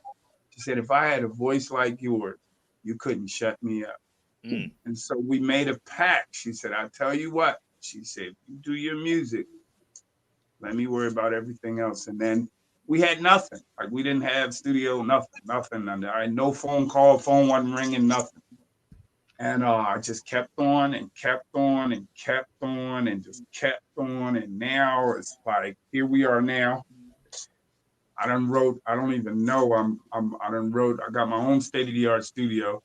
So I literally just wake up, brush my teeth, and I'm in it now. You can't see everything, but yeah, it's like I said, it's in the blood. So I thank my wife every day. Now she can't shut me up. She's my biggest critic though. If I'm writing an original and she'll peek her head in and be like, nah, not that one. No, you might want to rethink that one. And I'll be like, so yeah, it's a beautiful thing, man. That is wonderful. That is really wonderful. How about you? Jim, thank you again. I want to say thank you, Jim, not to cut you off last time. No. Thank you for having me again. The pleasure is mine. With this platform and meeting everybody, all you wonderful artists. It's just been an honor. It truly has. The pleasure is all ours, Benedito. It really is. And we have a wonderful group of people here. And you guys, you provide healing and joy for everybody else through music, and not just entertainment and get us dancing, but thinking and celebrating. And we need the togetherness. We need music. I always say the two big things that we all need in our lives. Love, of course, would be the big one, but you don't even have to mention that because that's just a definite. But music and laughter. We need more laughter. Laughter is very healing. Laughter is just very disarming, and music, much more of it. I'm the biggest goofball. I tell my wife that all the time, because if you does she agree? Yes, no. I make it a point. Listen, I don't know if you're in relationships, then or everybody, we're all grown, been in relationships. I love hard. I'm monogamous. I'm not like a lot of people. But no, because my thing is this: if you got to go and cheat on male, female, don't even matter. Then the time it took you to cheat on that person, and it took you less time to just sit that person down and say, "Hey, listen here. I think we need to talk." Yeah. I don't think this is working out, regardless. But with me, see, my wife, she don't threaten me, but she just basically lets me know, listen, dude, this is it, and that there's nothing else. So we have a common understanding that we definitely know we're not leaving one another. Right. So, there's a mutual understanding. If you're in a relationship, man, find a way to love. Like, here's what I do. Every day I find a new way to fall in love with my wife. That's just me. Like, every single day, I don't care what it is. I'll find a way to make her smile. And if she don't smile the first time, I'll just I don't care how many corny jokes, and I got a million of them. I'll come up with, but if I can make her smile, and guess what? I make her smile and laugh all day because I figured it out.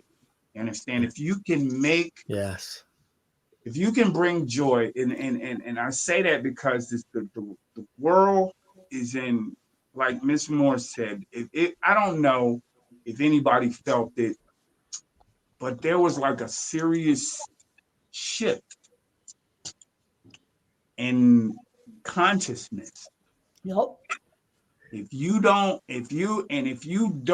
seek while you're here, because you got to understand, this is just a vessel. This planet is just a way station. Okay. So we're here on a temporary, just a little fleeting moment. Like, if you want to apply it to string theory or quantum physics, however you want to do it. But we are celestial beings. Underneath this, we're just pure energy. Energy never dies. Never. So I don't worry about things. I just don't concern myself with worldly things the way other people do. Because if you ask me, I'm the extraterrestrial. You understand? I don't know if y'all get that. You know what I mean? I get it. I'm the extraterrestrial because it's such a bigger picture in the grand scheme of life. You can align your chakras. You can do like I see a lot of things. I know I see these people in the yoga, and I'm not knocking all that. But why not just go straight to the source? Why not just go straight to the source? If I got to sit up here and don't get me wrong, I've done it. I've done yoga. I've meditated. I still do meditate. Okay, but now if you cannot ascertain that we are spiritual beings and to treat each other as such, stop looking at the flash. Yep. Like, okay, I see Jim Masters. I see Miss Melba Moore. I see my man Roy. I see myself. I see this young lady here. I see him. I see him. I see. But I'm not looking at that. I'm looking at the beautiful energy that I see coming off of all these. And it just radiates. It's like it'll block. And when we can get that together. Yeah. and then we gonna be all right. You know, that's why, like, I really don't like my wife told me something a long time ago, and I'm gonna tell you, it stopped me dead in my tracks. And this is I think we were together almost a year, close to a year, and we were going testing each other out. Let's just say that. I didn't think it was gonna work. She didn't think it was gonna work. I'm sitting here, I'm going through the house, let's just, and she just stopped me. She said, let me tell you something. She said, oh. She said, I don't live my life like this.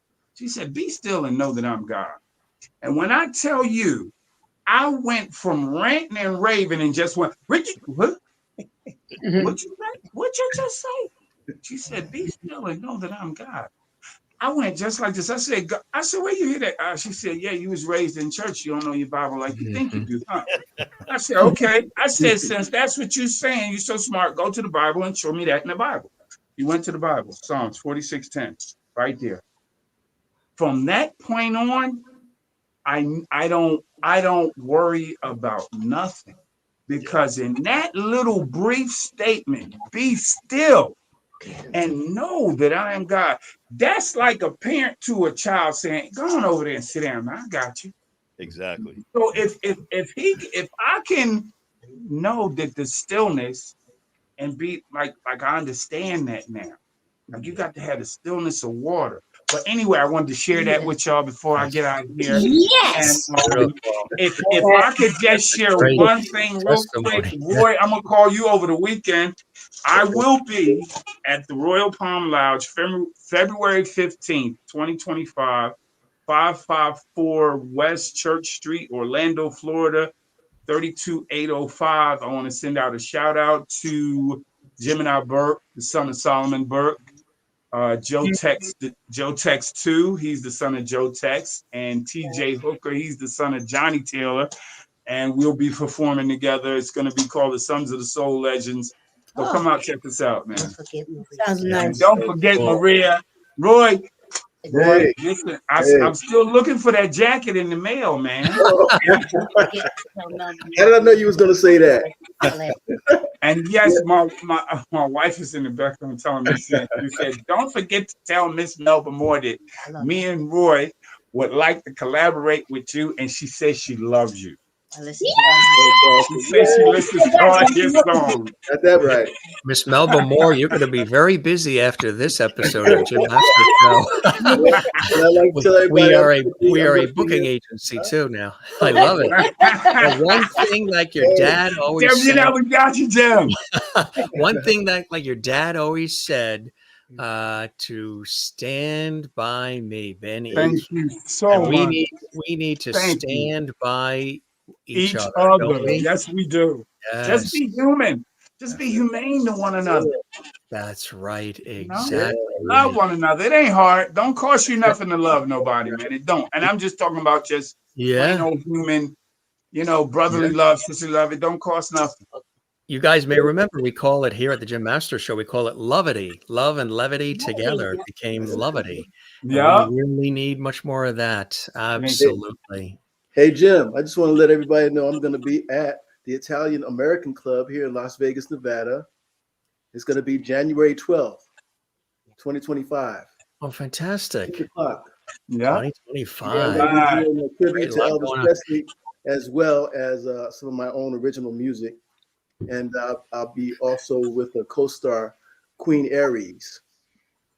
So if you're in town, y'all come on down and check us out at the Italian American Club. That is fantastic. You may remember when Gregg Field and Monica Mancini, when their video aired, Gregg had mentioned the PBS special. And there's the actual photo that Gregg sent along. There's Monica Mancini with Quincy Jones. This was one of his very last things that he ever did. And this will be on the PBS special that Gregg and Monica have produced, and it really is something near and dear to their heart as well. This is from the last session for the Henry Mancini 100th Sessions. Henry Has Company, the Great Performances PBS special. And I've worked with PBS for so long, many years, and I've hosted actually several great performances and American Masters specials and so much more. And they are really, really terrific. So we'll look for that. And there he is, front and center with all the love around him. Quincy Jones, huh? Yes, One of the sir. final things just recently, Monica and Gregg had mentioned with all of us. So incredibly beautiful when you think about it. And Benedito, thanks for that. Really, really appreciate that. There's something else. There's somebody else that wanted to be here as well, another legend in the industry. He sent a couple of pictures, and there's a statement he wanted me to read, which we appreciate. I believe he's on stage in LA right now, Steve Terrell. Okay. And Steve Terrell, who's another icon, he said, and this is a quote directly for all of us to enjoy, quote, "Quincy Jones was one of the most influential people I've ever met in music. His impact on me and so many others can never be duplicated." Steve Terrell. And we really appreciate him sending that. And there they are together, Steve and Quincy. And that is beautiful. And we appreciate him sharing that as well. And when Ellis was chatting earlier, Ellis Hall, we were showing this. This is Ellis and good old Q together, which making some great magic and some great memories as well. Katharine Kramer, you again have had such a love for Quincy as well, as we mentioned, and you've had so many wonderful events you've been to with Quincy, with your lovely mother, and of course honoring your iconic film producer, dad, and so much more, the iconic Stanlley Kramer. When you're hearing some of these things that these amazing people are saying, what are some things how does it add to your appreciation also of Quincy, especially having known him, your family knowing him, Kat, as you have? Are you there, Kat, or is that a frozen picture? She has been in that position for quite some time. I said, I mean, I don't even know if she blinked. Kat, you still there? Kat got your tongue, or I think she's frozen. Could she be frozen? Yeah, I think it buffered. Well, she'll probably come back. But I mean, at least it's a good. Sometimes when pictures freeze, we're usually like, it's the least flattering. Yeah. So, anything that anybody want to add, like DeeAnn, as you hear some of this from everybody? What are some of the things that you're getting from this as somebody who is a wonderful performer herself? Pretty much what we've just been on the last 5 minutes, the spiritual side. Yes. So every day what I do is I pray before I do anything. Before I get on social media or even get out of bed, Lord, fill me with your Holy Spirit. Show me your will be done. Yeah. Because I had ideas of what I want to do, and they didn't come to, reality for me, because maybe it's not what is in my plan, because obviously our plan is already here before we even get here. Like, it's already made.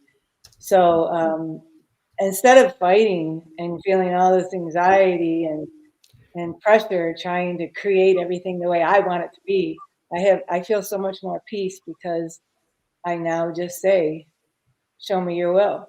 Where do you want me to sing? What do you want me to sing? What song am I creating next? What show am I going on? Who's calling me to collaborate? I don't try to control it anymore. And that gives you freedom like you wouldn't believe. And I'm great with it.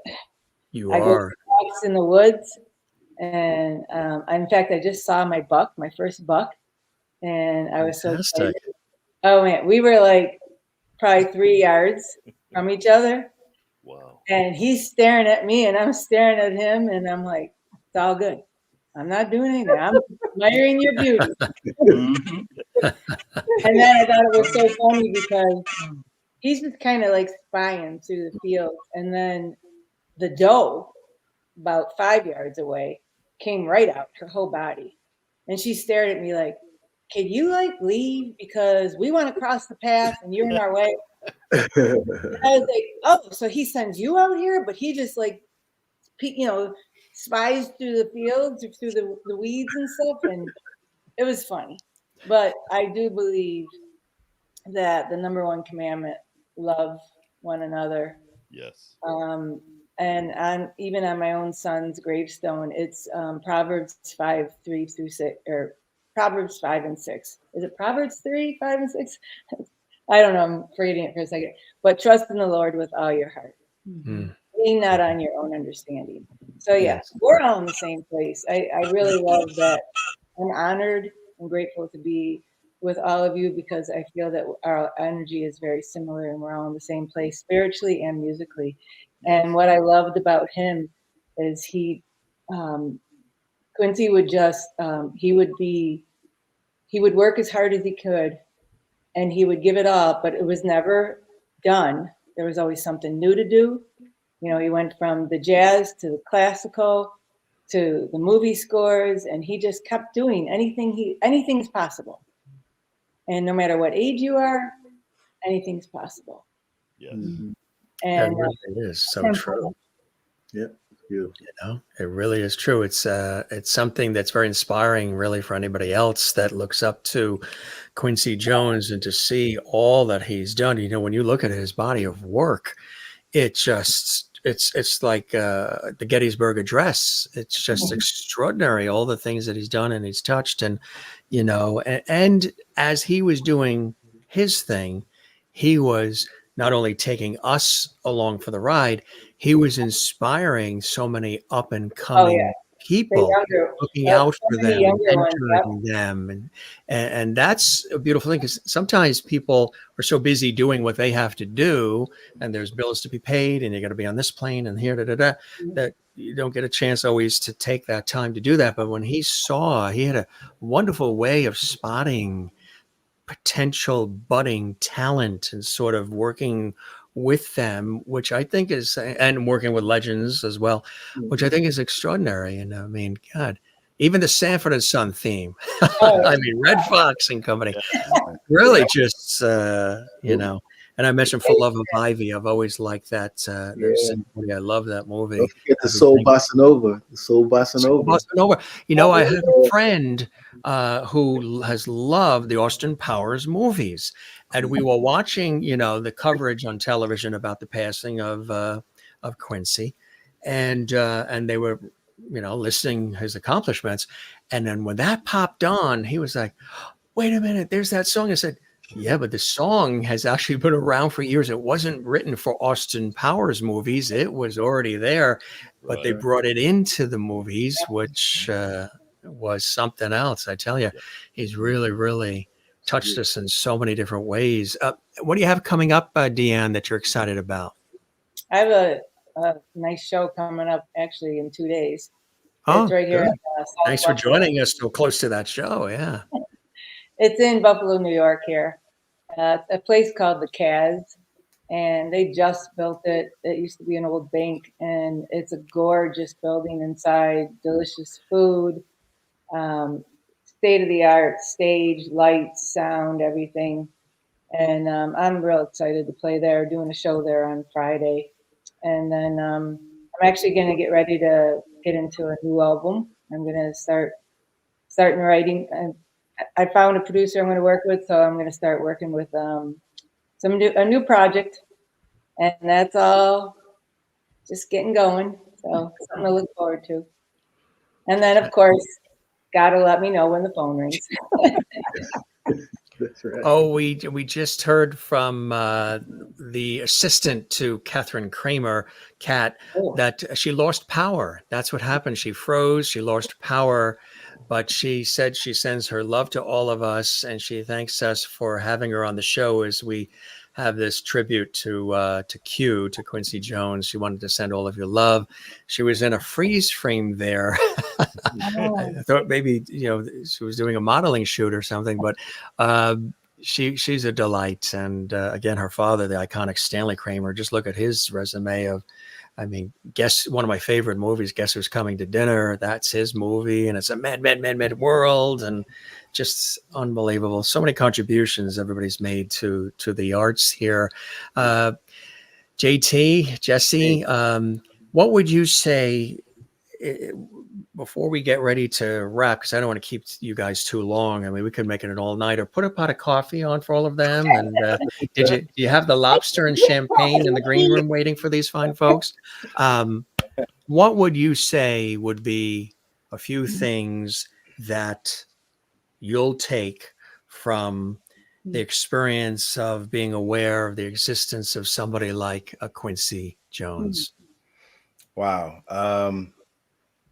It's a lot of things I could take away, but just to name a few, unity, collaboration, not being afraid to try something new and something different, and versatility, being diverse and being persistent. And those are some of the key things I like to take away, because everything from, like you said, from him playing in a band, big band, jazz band, right? Trumpet, moving on up through, and then doing things like The Wiz and all these other things, big productions and movies. It's like the sky was the limit. Again, like We Are the World, how he brought all those different incredible artists and musicians together, and behind the scenes, the different engineers, the different co-producers, the different technicians, all those different things. It was like being a true conductor over something, and bringing it together and just really bringing out the best out of everything that was there. It didn't matter. Again, didn't matter your size, your age, or none of that color or creed. It brought it all together. So that's one of the most powerful things I believe that I have grabbed and have taken away as a lesson for me. That is so beautiful. That photo we were showing when we had the clip from Brenda Russell, that is Brenda Russell and Stevie Wonder, Michael Jackson, and Quincy Jones in a recording session there. It goes back a couple of years. What a great group of talent in that shot, huh? $1 million shot there for sure. And Benedito, you as well, what would be something that is going to stick with you in reference to Quincy Jones, that you'll take with you throughout? I think it had to be guidance, direction. I mean, one thing with Quincy is he was laser focused on everything he did. And I apply that to my everyday everything. Not to get, if you got a goal, the only way to achieve that goal, you got to be laser focused. You got to key in on it, and no matter what kind of outside interference, this person telling, oh, you can't do that, oh no, you can't. You just got to stay on point. Again, communicate with the Heavenly Father, because you got to understand, me myself personally, I personally think that in years to come, the greatest commodities will be air and water. I mean, forget gold, forget Bitcoin, and think about what I said. Let that sink in for a minute. In a few years, about 20 years down the line, greatest commodity is going to be air and water. Okay, but until that time, enjoy life.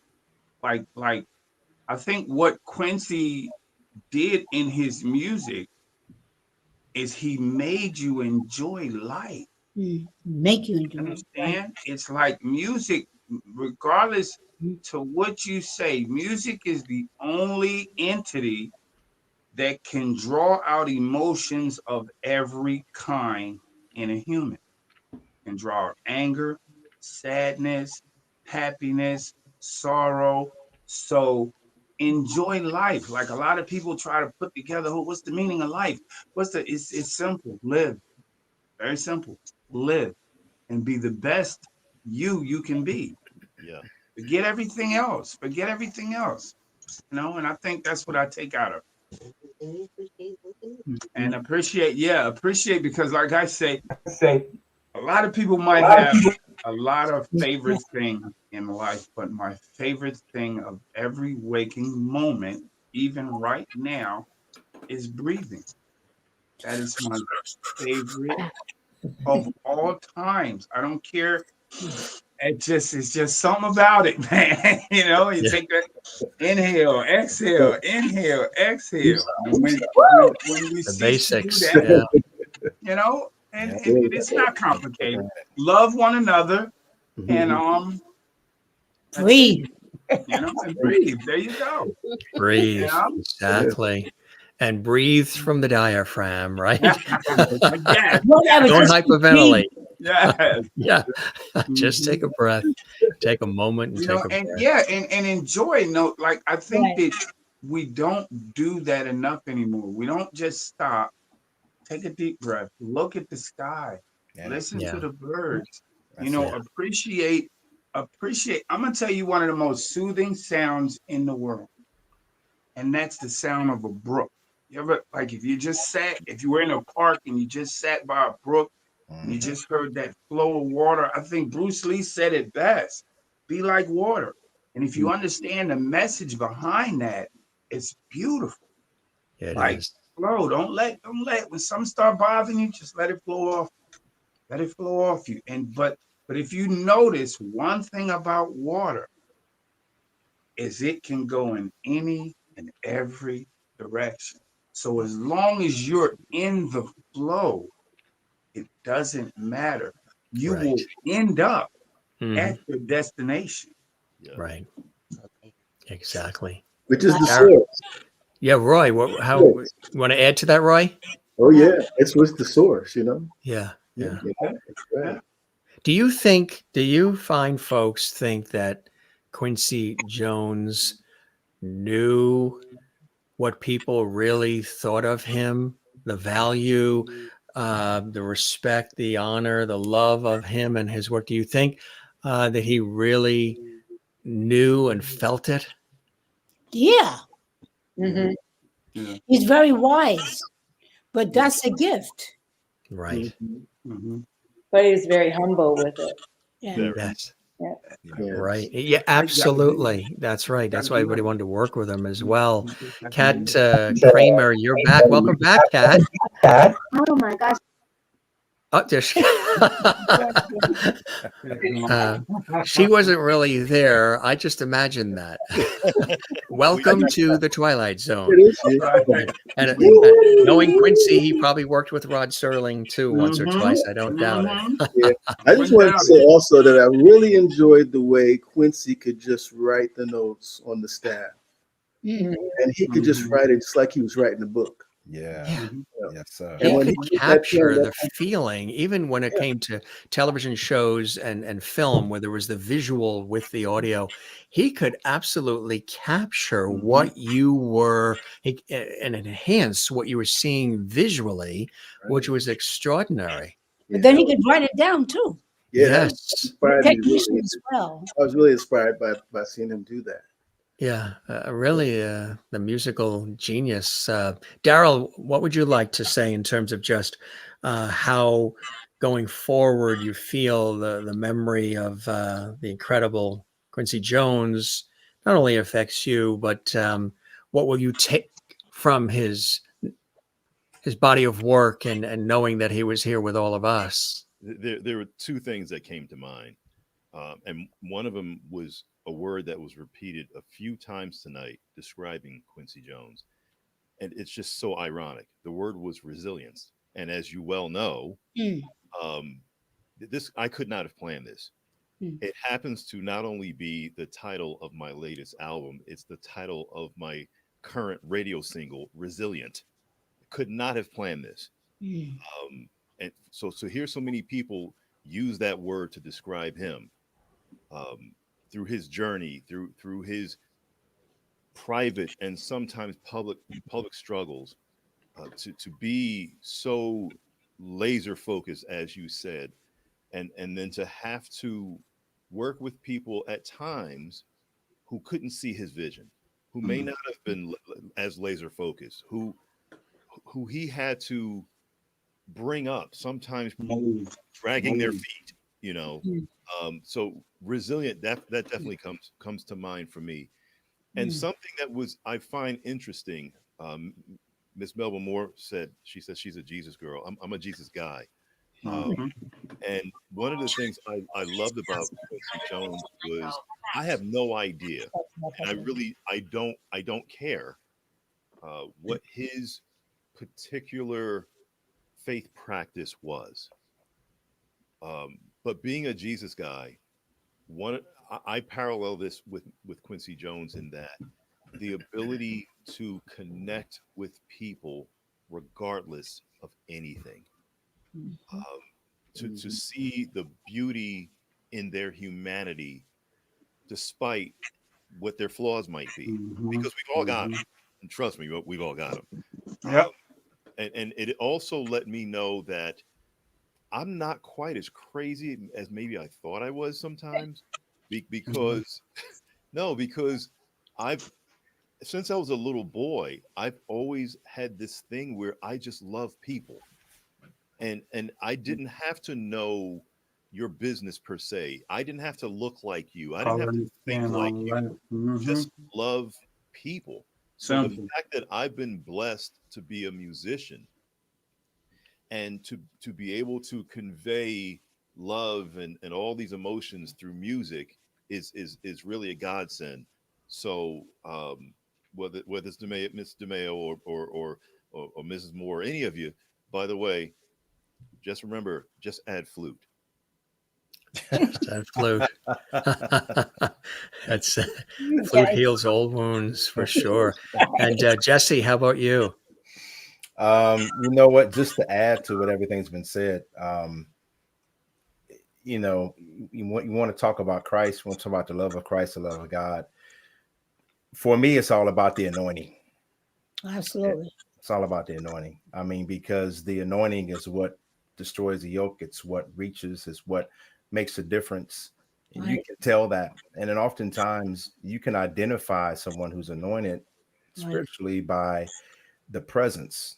Yes. I mean, it's not even trying to get complex about it. It's just that simple. You don't have to. Exactly. And so, it doesn't take, put it like this. There's times when I have heard people sing and heard people and watched people play, and you may not think they're the greatest, but because of the anointing that's on their life, just unmeasurable. And so that's one of the key things and elements that for me, that helps me, also helps me to stay focused. And then also, you know, something that, you know, it attracts one another, you know, and it works. And then it helps us to promote, you know, positivity, good energy, blessings, you know, you don't talk about happiness and laughter, the things that we need, you know, and, you know, it's like, it's just straight from the heart. As I say, 88 keys straight from the heart, but it's straight from the heart because that's where your love flows, the abundance, right? Yeah. That's what God looks at, the heart. It's not so much the mind. I mean, he already knows what we're going to do before we do it. It's been predestined anyway. Predestined. But it's like when you have a good heart, that's what makes the difference. And I believe that there are so many people that Quincy Jones worked with, and they had such a great heart. He had a great heart in doing something. He knew his purpose. When you have that calling in your life, just like, you know, Mr. King said, we got that calling in your life, you know. I think Roy said it too. And Ms. Melba Moore, when you have that calling in your life and you recognize it and you don't run from it, but you execute in it, you live it, that's when you start making progress. That's when it starts to happen. Absolutely right. And Ms. Moore, how about you? What are some things that will always stick with you in reference to Quincy Jones? Well, it's all been said, and I'm not always so good at articulating, but this laser focus, I'm not sure I can say it because it's really all been said. Yeah. There's so much wisdom. It's like, I know there's been a huge shift, and I know there is an anointing on me. I know that there is. There's just, and I know that I'm becoming a new creature, literally. And amidst those of you who the same thing is happening to, will continue to happen to, we pass through this portion our lessons, and as we go, I hope, into sainthood, where if Jesus ain't come back yet, then we're teaching from those levels, and we continue to learn from all the different levels too. I'm not sure I can articulate it so well, but you write me a song, I bet I'll do it. Somebody write it. I'll figure out how to words. I think your phone shall be ringing off the hook tomorrow morning, Ms. Moore, as it has been for years. You guys are fantastic. You are the tried and true here, and really a tremendous blessing as we take a moment. You know, this is something that I wanted to put together very, very quickly. A lot of you guys know I work full time in television and radio and everything too. And the show is something that grew out of the pandemic, or Larry from Earth, Wind and Fire told me the damn-demic. That's what he calls it. And we've done, hundreds and hundreds of episodes, great guests. All of you have been with us, and you're all, of course, welcome back. I wanted to put something together because I think Quincy Jones truly is somebody who was placed on this earth to not only do great work from a technical standpoint, but in a way that has reached the masses, in a way where it doesn't seem mass produced, in a way where it seems it was meant for each one of us.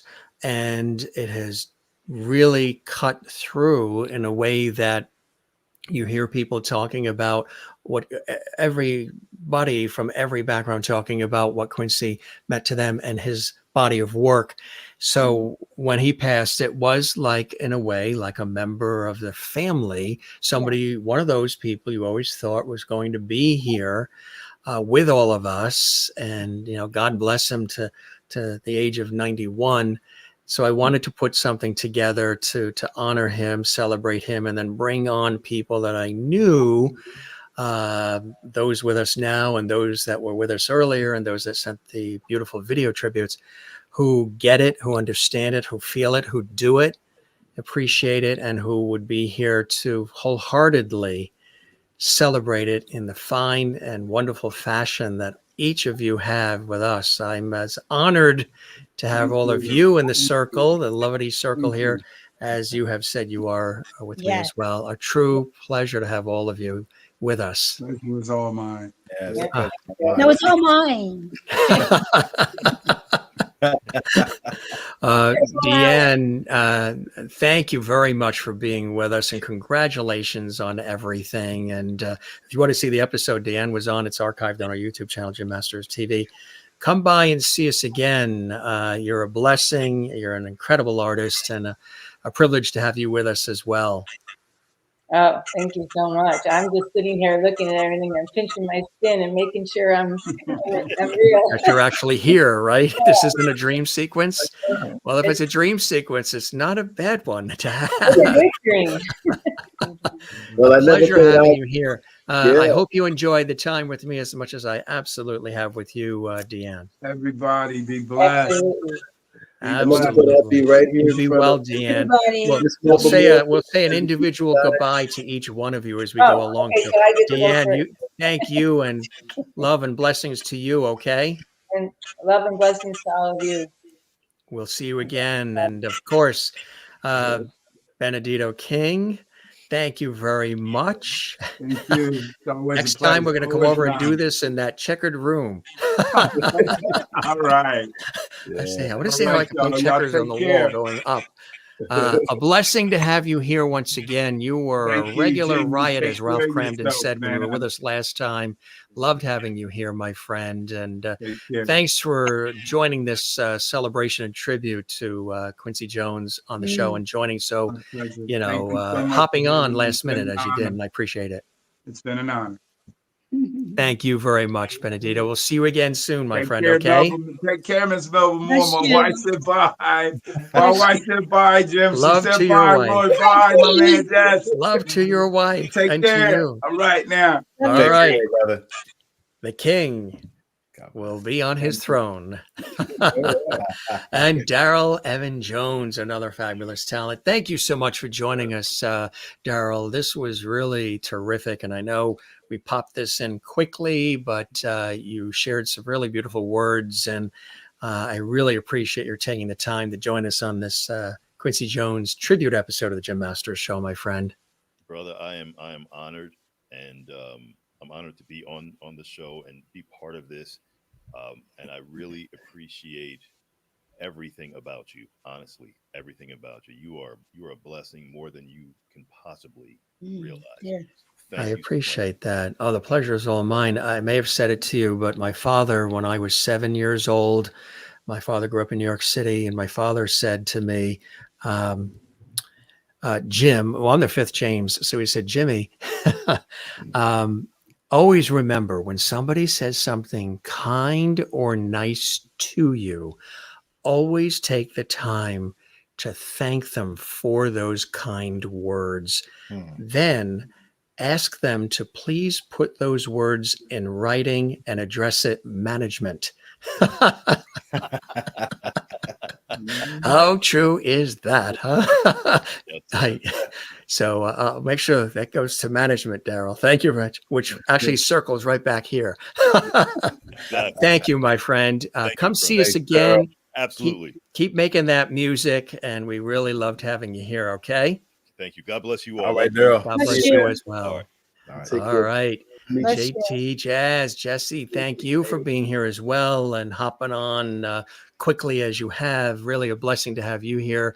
And thanks for joining us on the Quincy Jones tribute show as well. Oh, thanks for having me, Jim. I was truly honored. And to piggyback off what Daryl said, you are a blessing.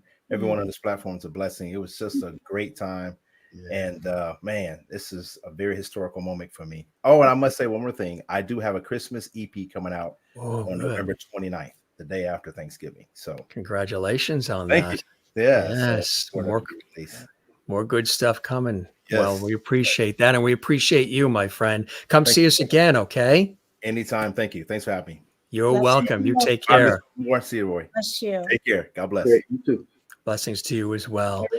And Roy Jr., thank you. And to, of course, your lovely wife, Maria, and your beautiful family. We love having you here, my friend. And we loved when you were here last time. And thank you for being so real and open and authentic as you always are and sharing these wonderful thoughts about Quincy and joining us on the tribute. Yeah, you know, like I told you before, Jim, it's always a pleasure to be on your platform, you know, the way you invite us all to be a part of what you're doing, as well as being able to just express ourselves in whatever it is that's on our hearts or on our minds. And then, so we really appreciate you and all you're doing. And also, of course, I'd like to thank Quincy Jones for him using his gift as such an inspiration to us all. You know, I mean, down through the years to come, we'll be still listening to his music and enjoying everything, you know, him and Michael, you know, work together on, as well as We Are the World. So we need to continue to remember that song and keep it in all of our hearts, to remember that we are the world, we are the children, we are the ones, right? We sure are. We sure are, Roy. Thank you for being with us, my friend. Come see us again, and blessings to you and the family, and really appreciate all the generosity of your time. Yeah. Yes, you're right. It's such a pleasure. Keep making that music. Pleasure to meet you as well. I never thought I'd be in front of Miss Melba Moore tonight, so I thank you, Jim. You never know what happens on the Jim Masters Show. The cards around and just, you know, yeah. Wonderful. I'm so honored to be here, and you know, just to say whatever I could say, you know, of the life and time of Quincy, you know, and my dad as well. Yes. Your dad, of course, absolutely, absolutely. You be well, Roy. You too. Love and blessings. All right, Love and blessings. God bless. Bless you. And Miss Melba Moore, thank you for taking the time to join us. You really are spectacular. You're a gem. You're a rare gem. And you're so busy. You've got so much going on. And to take the time to really share your memories about Quincy and share some of the wonderful things that you're working on. We absolutely love you. We loved when you were here last time. You were a dear, beautiful, heartfelt, soulful person, and a real blessing to us all. And as you can see from the outpouring of others who were with us. Wow. We all love you, Melba, and I'm touched that you wanted to be with us and to return to the show. And I send you and the family nothing but continued love and blessings. And I hope you enjoyed the time with me as much as I always and absolutely have with you. Let me see if I can just find a few words to say what a gem you are. And your calling is so well met with bringing people together with such wisdoms and such direct contact with our creator to share what Quincy and articulate what he did and what he was and who he is and who he shall remain, and how it all brings us together, and how then we can then like kind of blossom with each other. But you did this, and so wow, I'm appreciating your gift a little bit better as you bring me back into your space and then show me, oh, this is what I wanted. I said, oh my goodness, wow. Oh, and it's so. Only word I can think of is it's wonderful. It's wondrous. It's wondrous. You're that's what you are, huh? Of course, we can say how excited we are, but I can't really put into words. It's when you give the microphone to us, and then we kind of exploded all these wonderful things that's in us. And then I had to put my tape recorder on. I said, oh my God, I got to tape all this because these are individual pearls of wisdoms and things that just, and once again, we're on a planet that moves, we're in a galaxy that moves. You got to catch it now because something else great is going to happen. You can't catch it all. Turn the tape recorder on and try to catch it because this is living. This is life. This is the presence of God. Yes, it is. It is. And your presence has not only delighted us, but it has graced us in a beautiful way. Miss Melba Moore, come by and see us again. We love having you here. You're a wonderful friend and a dear person, and keep making that music. And we send our love and blessings to you and yours as well. We love you, Melba. Thank you so much, Jim. Be well. You are well. You take care. Bye-bye now. Bye-bye. What a great group. And everybody's well and everybody is beautiful. And wow, this was something, huh? What a powerhouse group of iconic people joining us here to put together something very special, celebrating and honoring a true iconic person, not just an American treasure, but really international, because people around the world have been touched by the music and the art and the spirit and the soul and heart of Quincy Jones here on our very special tribute episode, The Musical Genius, with our celebrity guests and friends. What's really beautiful about the way that this was put together, none of the guests knew who else was coming on the show. We didn't tell each other, who was going to be on with them. I wanted to surprise them and surprise you. And we thank everybody that joined us. This was put together in like a 24-hour period. This whole big show, almost 2.5 hours with iconic people celebrating and talking about their experiences, their contributions to music and to the arts and to life, and being in touch with God and their faith, and celebrating Quincy Jones. When I put this together, I wanted something extra special. We've done some really beautiful tribute shows here on the Jim Masters Show to some really iconic figures. We did one on Tina Turner and Cindy Williams and Bob Barker and Peter Marshall recently, the iconic TV show and game show host, and now Quincy Jones. I've always admired Quincy, his stamina, his spirit, his humbleness, his wit and wisdom, his music. Again, so many times when you look at the credits of shows and movies, music by Quincy Jones, it's extraordinary. So I've always admired him. So I wanted to have some fun and bring on some really magical people who have been doing it for quite some time and who love what they do and wanted to share their moments and memories and tributes to the icon, to the one and only, to the genius, Quincy Jones, musical genius, here on the show. Was this not terrific or what? And of course, we want to thank again Melissa Manchester. If you didn't see that wonderful tribute video that she sent me personally that we aired earlier at the top of the show, check that out. You can see this episode again. And Christine Ohlman, the brilliant and beautiful singer and musician and songwriter, over 30 years with the Saturday Night Live band. She's a dear friend, as well as Melissa Manchester. Christine sent a beautiful video that we showed earlier. The iconic, the legendary Brenda Russell, beautiful soul, wonderful singer and performer, iconic songs that she's responsible for. She also sent some beautiful words that we showed earlier, and our dear friends, Gregg Field, the extraordinary and Grammy-winning really incredible drummer and arranger and composer and just a master at his craft. And Monica Mancini, his lovely wife, of course, their husband and wife, if you didn't know that. And she is a spectacular, Monica Mancini and I met years ago when I interviewed her on PBS when she did a PBS special honoring her dad, Henry Mancini, the iconic Henry Mancini.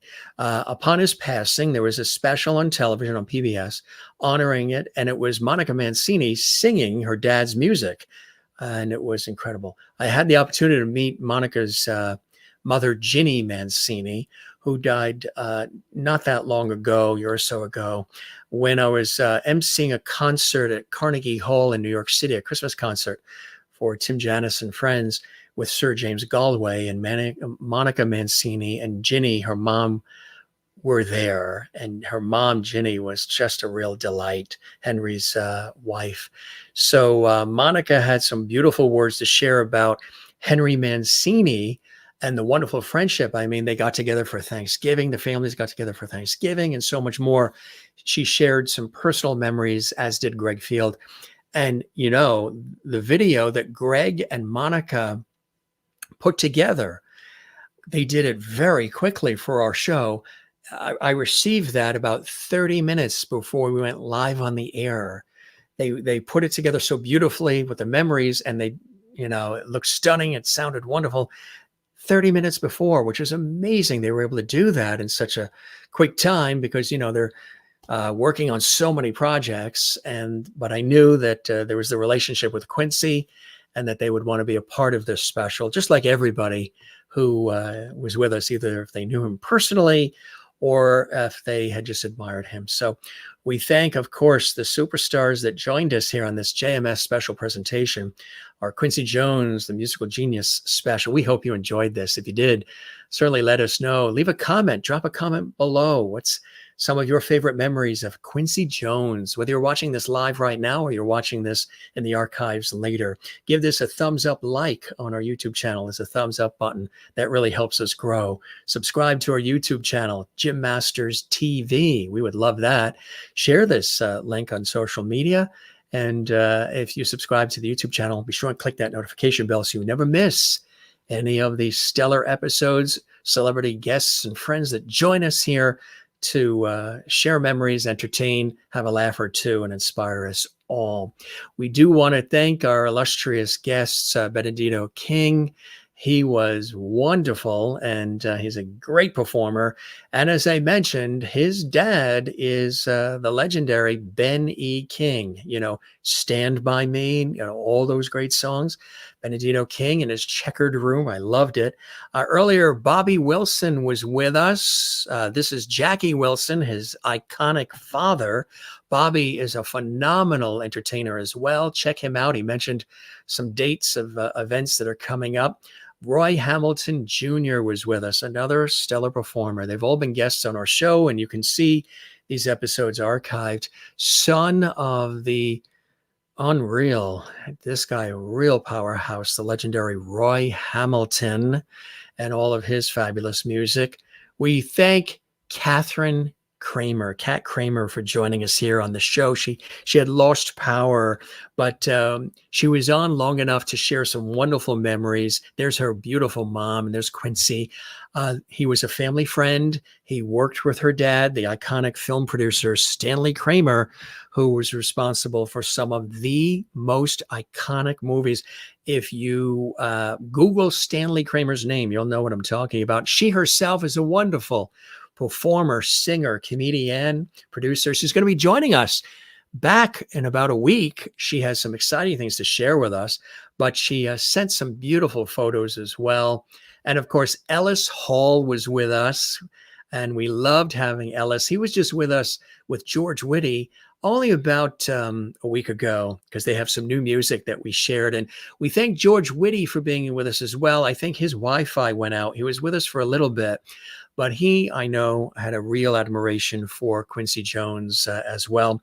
We appreciate the legendary and iconic Steve Tyrell for sending in his comments and personally sending these photos from his personal collection with Quincy Jones. Steve Tyrell, I'd love to have him come on as a guest so we can also celebrate his amazing career. The iconic Melba Moore, Miss Melba Moore, returning to the Jim Masters Show live to celebrate with all of our celebrity guests and friends and me and you. And what a spirit, what a legend, and some wonderful things coming. Her new album is out as well. And she really is somebody who has stood the test of time. Talk about resilience, talk about incredible vocal prowess and the love of people and what she does. Really, really incredible. I mentioned Melissa Manchester earlier in the video. Again, these are the shots. Quincy Jones was the one who presented our beautiful, lovely friend, Melissa Manchester, the icon, her Grammy, and there they are. And she talks about it in the video that we had shared earlier. Just some photos and memories and tributes as we do celebrate the guy who, with Lionel Richie and Michael Jackson and the gang put together, We Are the World. I think that's one of the most incredible songs, if you remember it, from 1985, and the millions and millions and millions that were raised for famine for USA, Africa. It was really, really incredible. And of course, his work with Michael Jackson, as we talked about as well, and all of those great albums. Thriller, of course, still the top-selling album of all time. And Off the Wall and everything else. And again, he saw him in The Wiz and then said, maybe I'll work with you. And the rest of the magic was made. And of course, as I mentioned, he's touched us in so many other ways. He grew up on the south side of Chicago, the elder of two sons, and he just made it from there and left us with a body of work that just transcends truly the ages. So that is celebrating the wonderful Quincy Jones for all of you here on the Jim Masters Show live series. Truly spread the word about our show. If you enjoy what we do here and you enjoyed this episode, check out the hundreds of others that remain in the archives. Come back and see us again as well. We say thank you to Quincy Jones for all of the wonderful music and entertainment and everything he's done to touch our lives. It'll be with us forever for the rest of our lives. Really something special. Before we go, we'll take a look at a couple of our live viewers who are watching right now. Thank you very much. Marquita Thompson, thanks, Jim. This show was awesome. Thank you very much as well. I really appreciate that. And again, if you would like to see this episode again, our Quincy Jones very special tribute episode with our celebrity guests and our friends joining us here on the show, it is archived. So if you joined us late, I know there's a lot of things going on in the world these days. So we really do appreciate any time that you do spend with us. It means the world to us. You can see it again archived on the YouTube channel as well. couple more comments coming in here from our illustrious Kathleen Walker in New York City. As we're live right now with this special episode. Thank you very much for the super sticker, that beautiful aqua turquoise blue color. Really, really nice. Thank you very, very much. We love you. In New York City, she's watching. Where are you guys watching from? Let us know where you are watching from. We have an international audience. We hear from everybody. Some people, our lovities comment during the show, and they comment on the YouTube channel. But there's a lot of people who just watch quietly. We love you as well. Thank you for putting this together, Jim. It was amazing. Thank you, Kathleen. And also another fabulous viewer. We've welcomed a lot of new viewers and subscribers to our show today. Thank you, Cheyenne Smith. Thanks so much for this. I've been tuned in to some of the new great music thanks to this. Wow.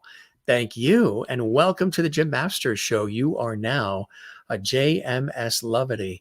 Cullen Fields is watching in Philadelphia, Pennsylvania. I enjoyed you hosting this show. Thank you very much. I appreciate that. I'm glad you enjoy the host. I think that's kind of you. Please put that in writing and address it management, as my dad always said and says. Marquita Thompson, thank you again. Columbus, Ohio, USA is where you're watching from. Thank you very much. Again, we love interacting with our faithful viewers as well. Sylvia L. is here. I really enjoyed the stories and wisdom shared tonight. Thank you. My pleasure. Come see us again. Don't be a stranger. Check out some of the past episodes. I'm glad you enjoyed the love we shared here for Quincy and for one another, our wonderful friends joining us here. And you are now part of our family. And Paula Latham, this was truly dynamic, educational, enlightening, and anointed. Praying for blessings and prosperity to each of you. Thank you very much. This is just the headphones, so when I'm on, I can hear them, or a little earbud. I can hear the guests, and I can hear our music, our show open and close. But I don't need it now because it's just us. Thank you, Paula. We really appreciate that, and we appreciate you as well. Merlin watching in Canada. Thanks. This was an amazing show of admiration about a great, talented man. Rest in peace, Quincy. We second that emotion, Merlin, so very, very much. And so many people watching truly around the world. And Marquita also adds, I've enjoyed everyone, loved all of the comments and remarks. May the blessings of God be upon all of you and you as well. Jane watching in Sweden, she says, thank you all for being here tonight. Thank you, Jim. All these great hearts, including my Irish heart, right after my heart. And thank you. She's watching late night in Sweden right now as well. And lots of new folks joining us too. We appreciate everybody. Of course, yes, we do love you all, and come see us again. And thank you, Jan, as well. And Sabrina Taylor. Yes, you loved Ms. Moore's wisdom. I do too. And we all do. She's wonderful. And a labor of love. This has been a labor of love for sure, putting this together for all of us and for all of you. You are a huge Melba Moore fan. Well, welcome to the show. It's a pleasure to have you here. We really love having you here, Jan. And again, thanks to everybody with these great comments. And thank you for watching, Christine. You loved DeeAnn being here. DeeAnn is wonderful. She was our guest recently. You can see that episode on our show. And thank you very much as well, Jan. Good evening to you as well. And that's so kind of you in support of the Jim Masters Show Entertainment Lifestyle Celebrity Talk Show series. That's a mouthful. But thank you for your generosity and your kindness as well. We really appreciate everybody being here. And good stuff. And Gary Richard Collins, the second, Monica Mancini and Gregg Field had both been mentored by Quincy Jones. Yes, Will Smith had been mentored by Quincy Jones. He was also old enough to be everybody's father. Very good observation. We appreciate that as well. And yeah, really, really incredible. And Madeline, yes, we've got to thank Madeline Stone for being here as well. Everybody was welcoming all the guests, Sherry and Jane and everybody watching live. Madeline Stone is a dear friend, and she is responsible for so many hits and so much music. She says she's working on a Broadway play right now and providing the music for that. There were a couple of other people that wanted to join us as well. But again, they had, where they were either flying in the air or there was a family event or they were on stage. Guests who have been with us before. Violet, thank you. Many talented people on the show in their own right. You got it. Absolutely. And welcome to the Jim Masters Show family. It's a pleasure to have you here. And again, we thank everybody, our regular faithful and all the new folks. Violet as well, welcoming everybody earlier in the show. And Pierre is watching. Pierre Kelly's watching as well. And just really, this was beautiful. So hope you enjoyed it. Love having this little chat with our viewers as well afterwards. I like to do that too. And Kat Kramer, she found her way back in. Her Wi-Fi and power went out a little bit. She gave it a real yeoman's try, but she's going to be back with us in about a week or so with some very special announcements. There she is. She says, I was never able to get the mic and the camera to work again. I know. It was funny because you had such a beautiful freeze frame of you, Kat. You were just smiling and we saw that. And it was as if it was, you were frozen in time, but it was a beautiful shot of you, just so you know. And thank you, Katharine Kramer. Again, a brilliant soul herself, and her mother, a beautiful and legendary singer and performer. Her dad, of course, iconic Stanlley Kramer, the film producer, Guess Who's Coming to Dinner, and so much more. And Kat is the goddaughter of Katharine Hepburn. And yes, and she's also involved, Kat, with the Katharine Hepburn. If you've never been to the Center for Arts, the beautiful one in Old Sabre, Connecticut, it is terrific. Melissa Manchester's performed there, Lucy Arnaz, and so many others. Oh, thank you, Kat. We love you and look forward to having you back in about a week or so. It's going to be spectacular as always. All right, gang, we love you all. Thanks for joining us for our JMS special presentation, coming at you live. Putting this together so quickly in a matter of just 24 hours, getting all these guests, arranging all the schedules, and I did all the booking and all the producing and putting this all together for all of you as we celebrate Quincy Jones. So hope you enjoyed it. That's the uniqueness of what we do here. We don't just call these interviews. It's not just a pre-taped kind of thing. We are interactive and we love having you with us. So one more time, celebrating the musical genius, Quincy Jones, the one and only Q, here on JMS.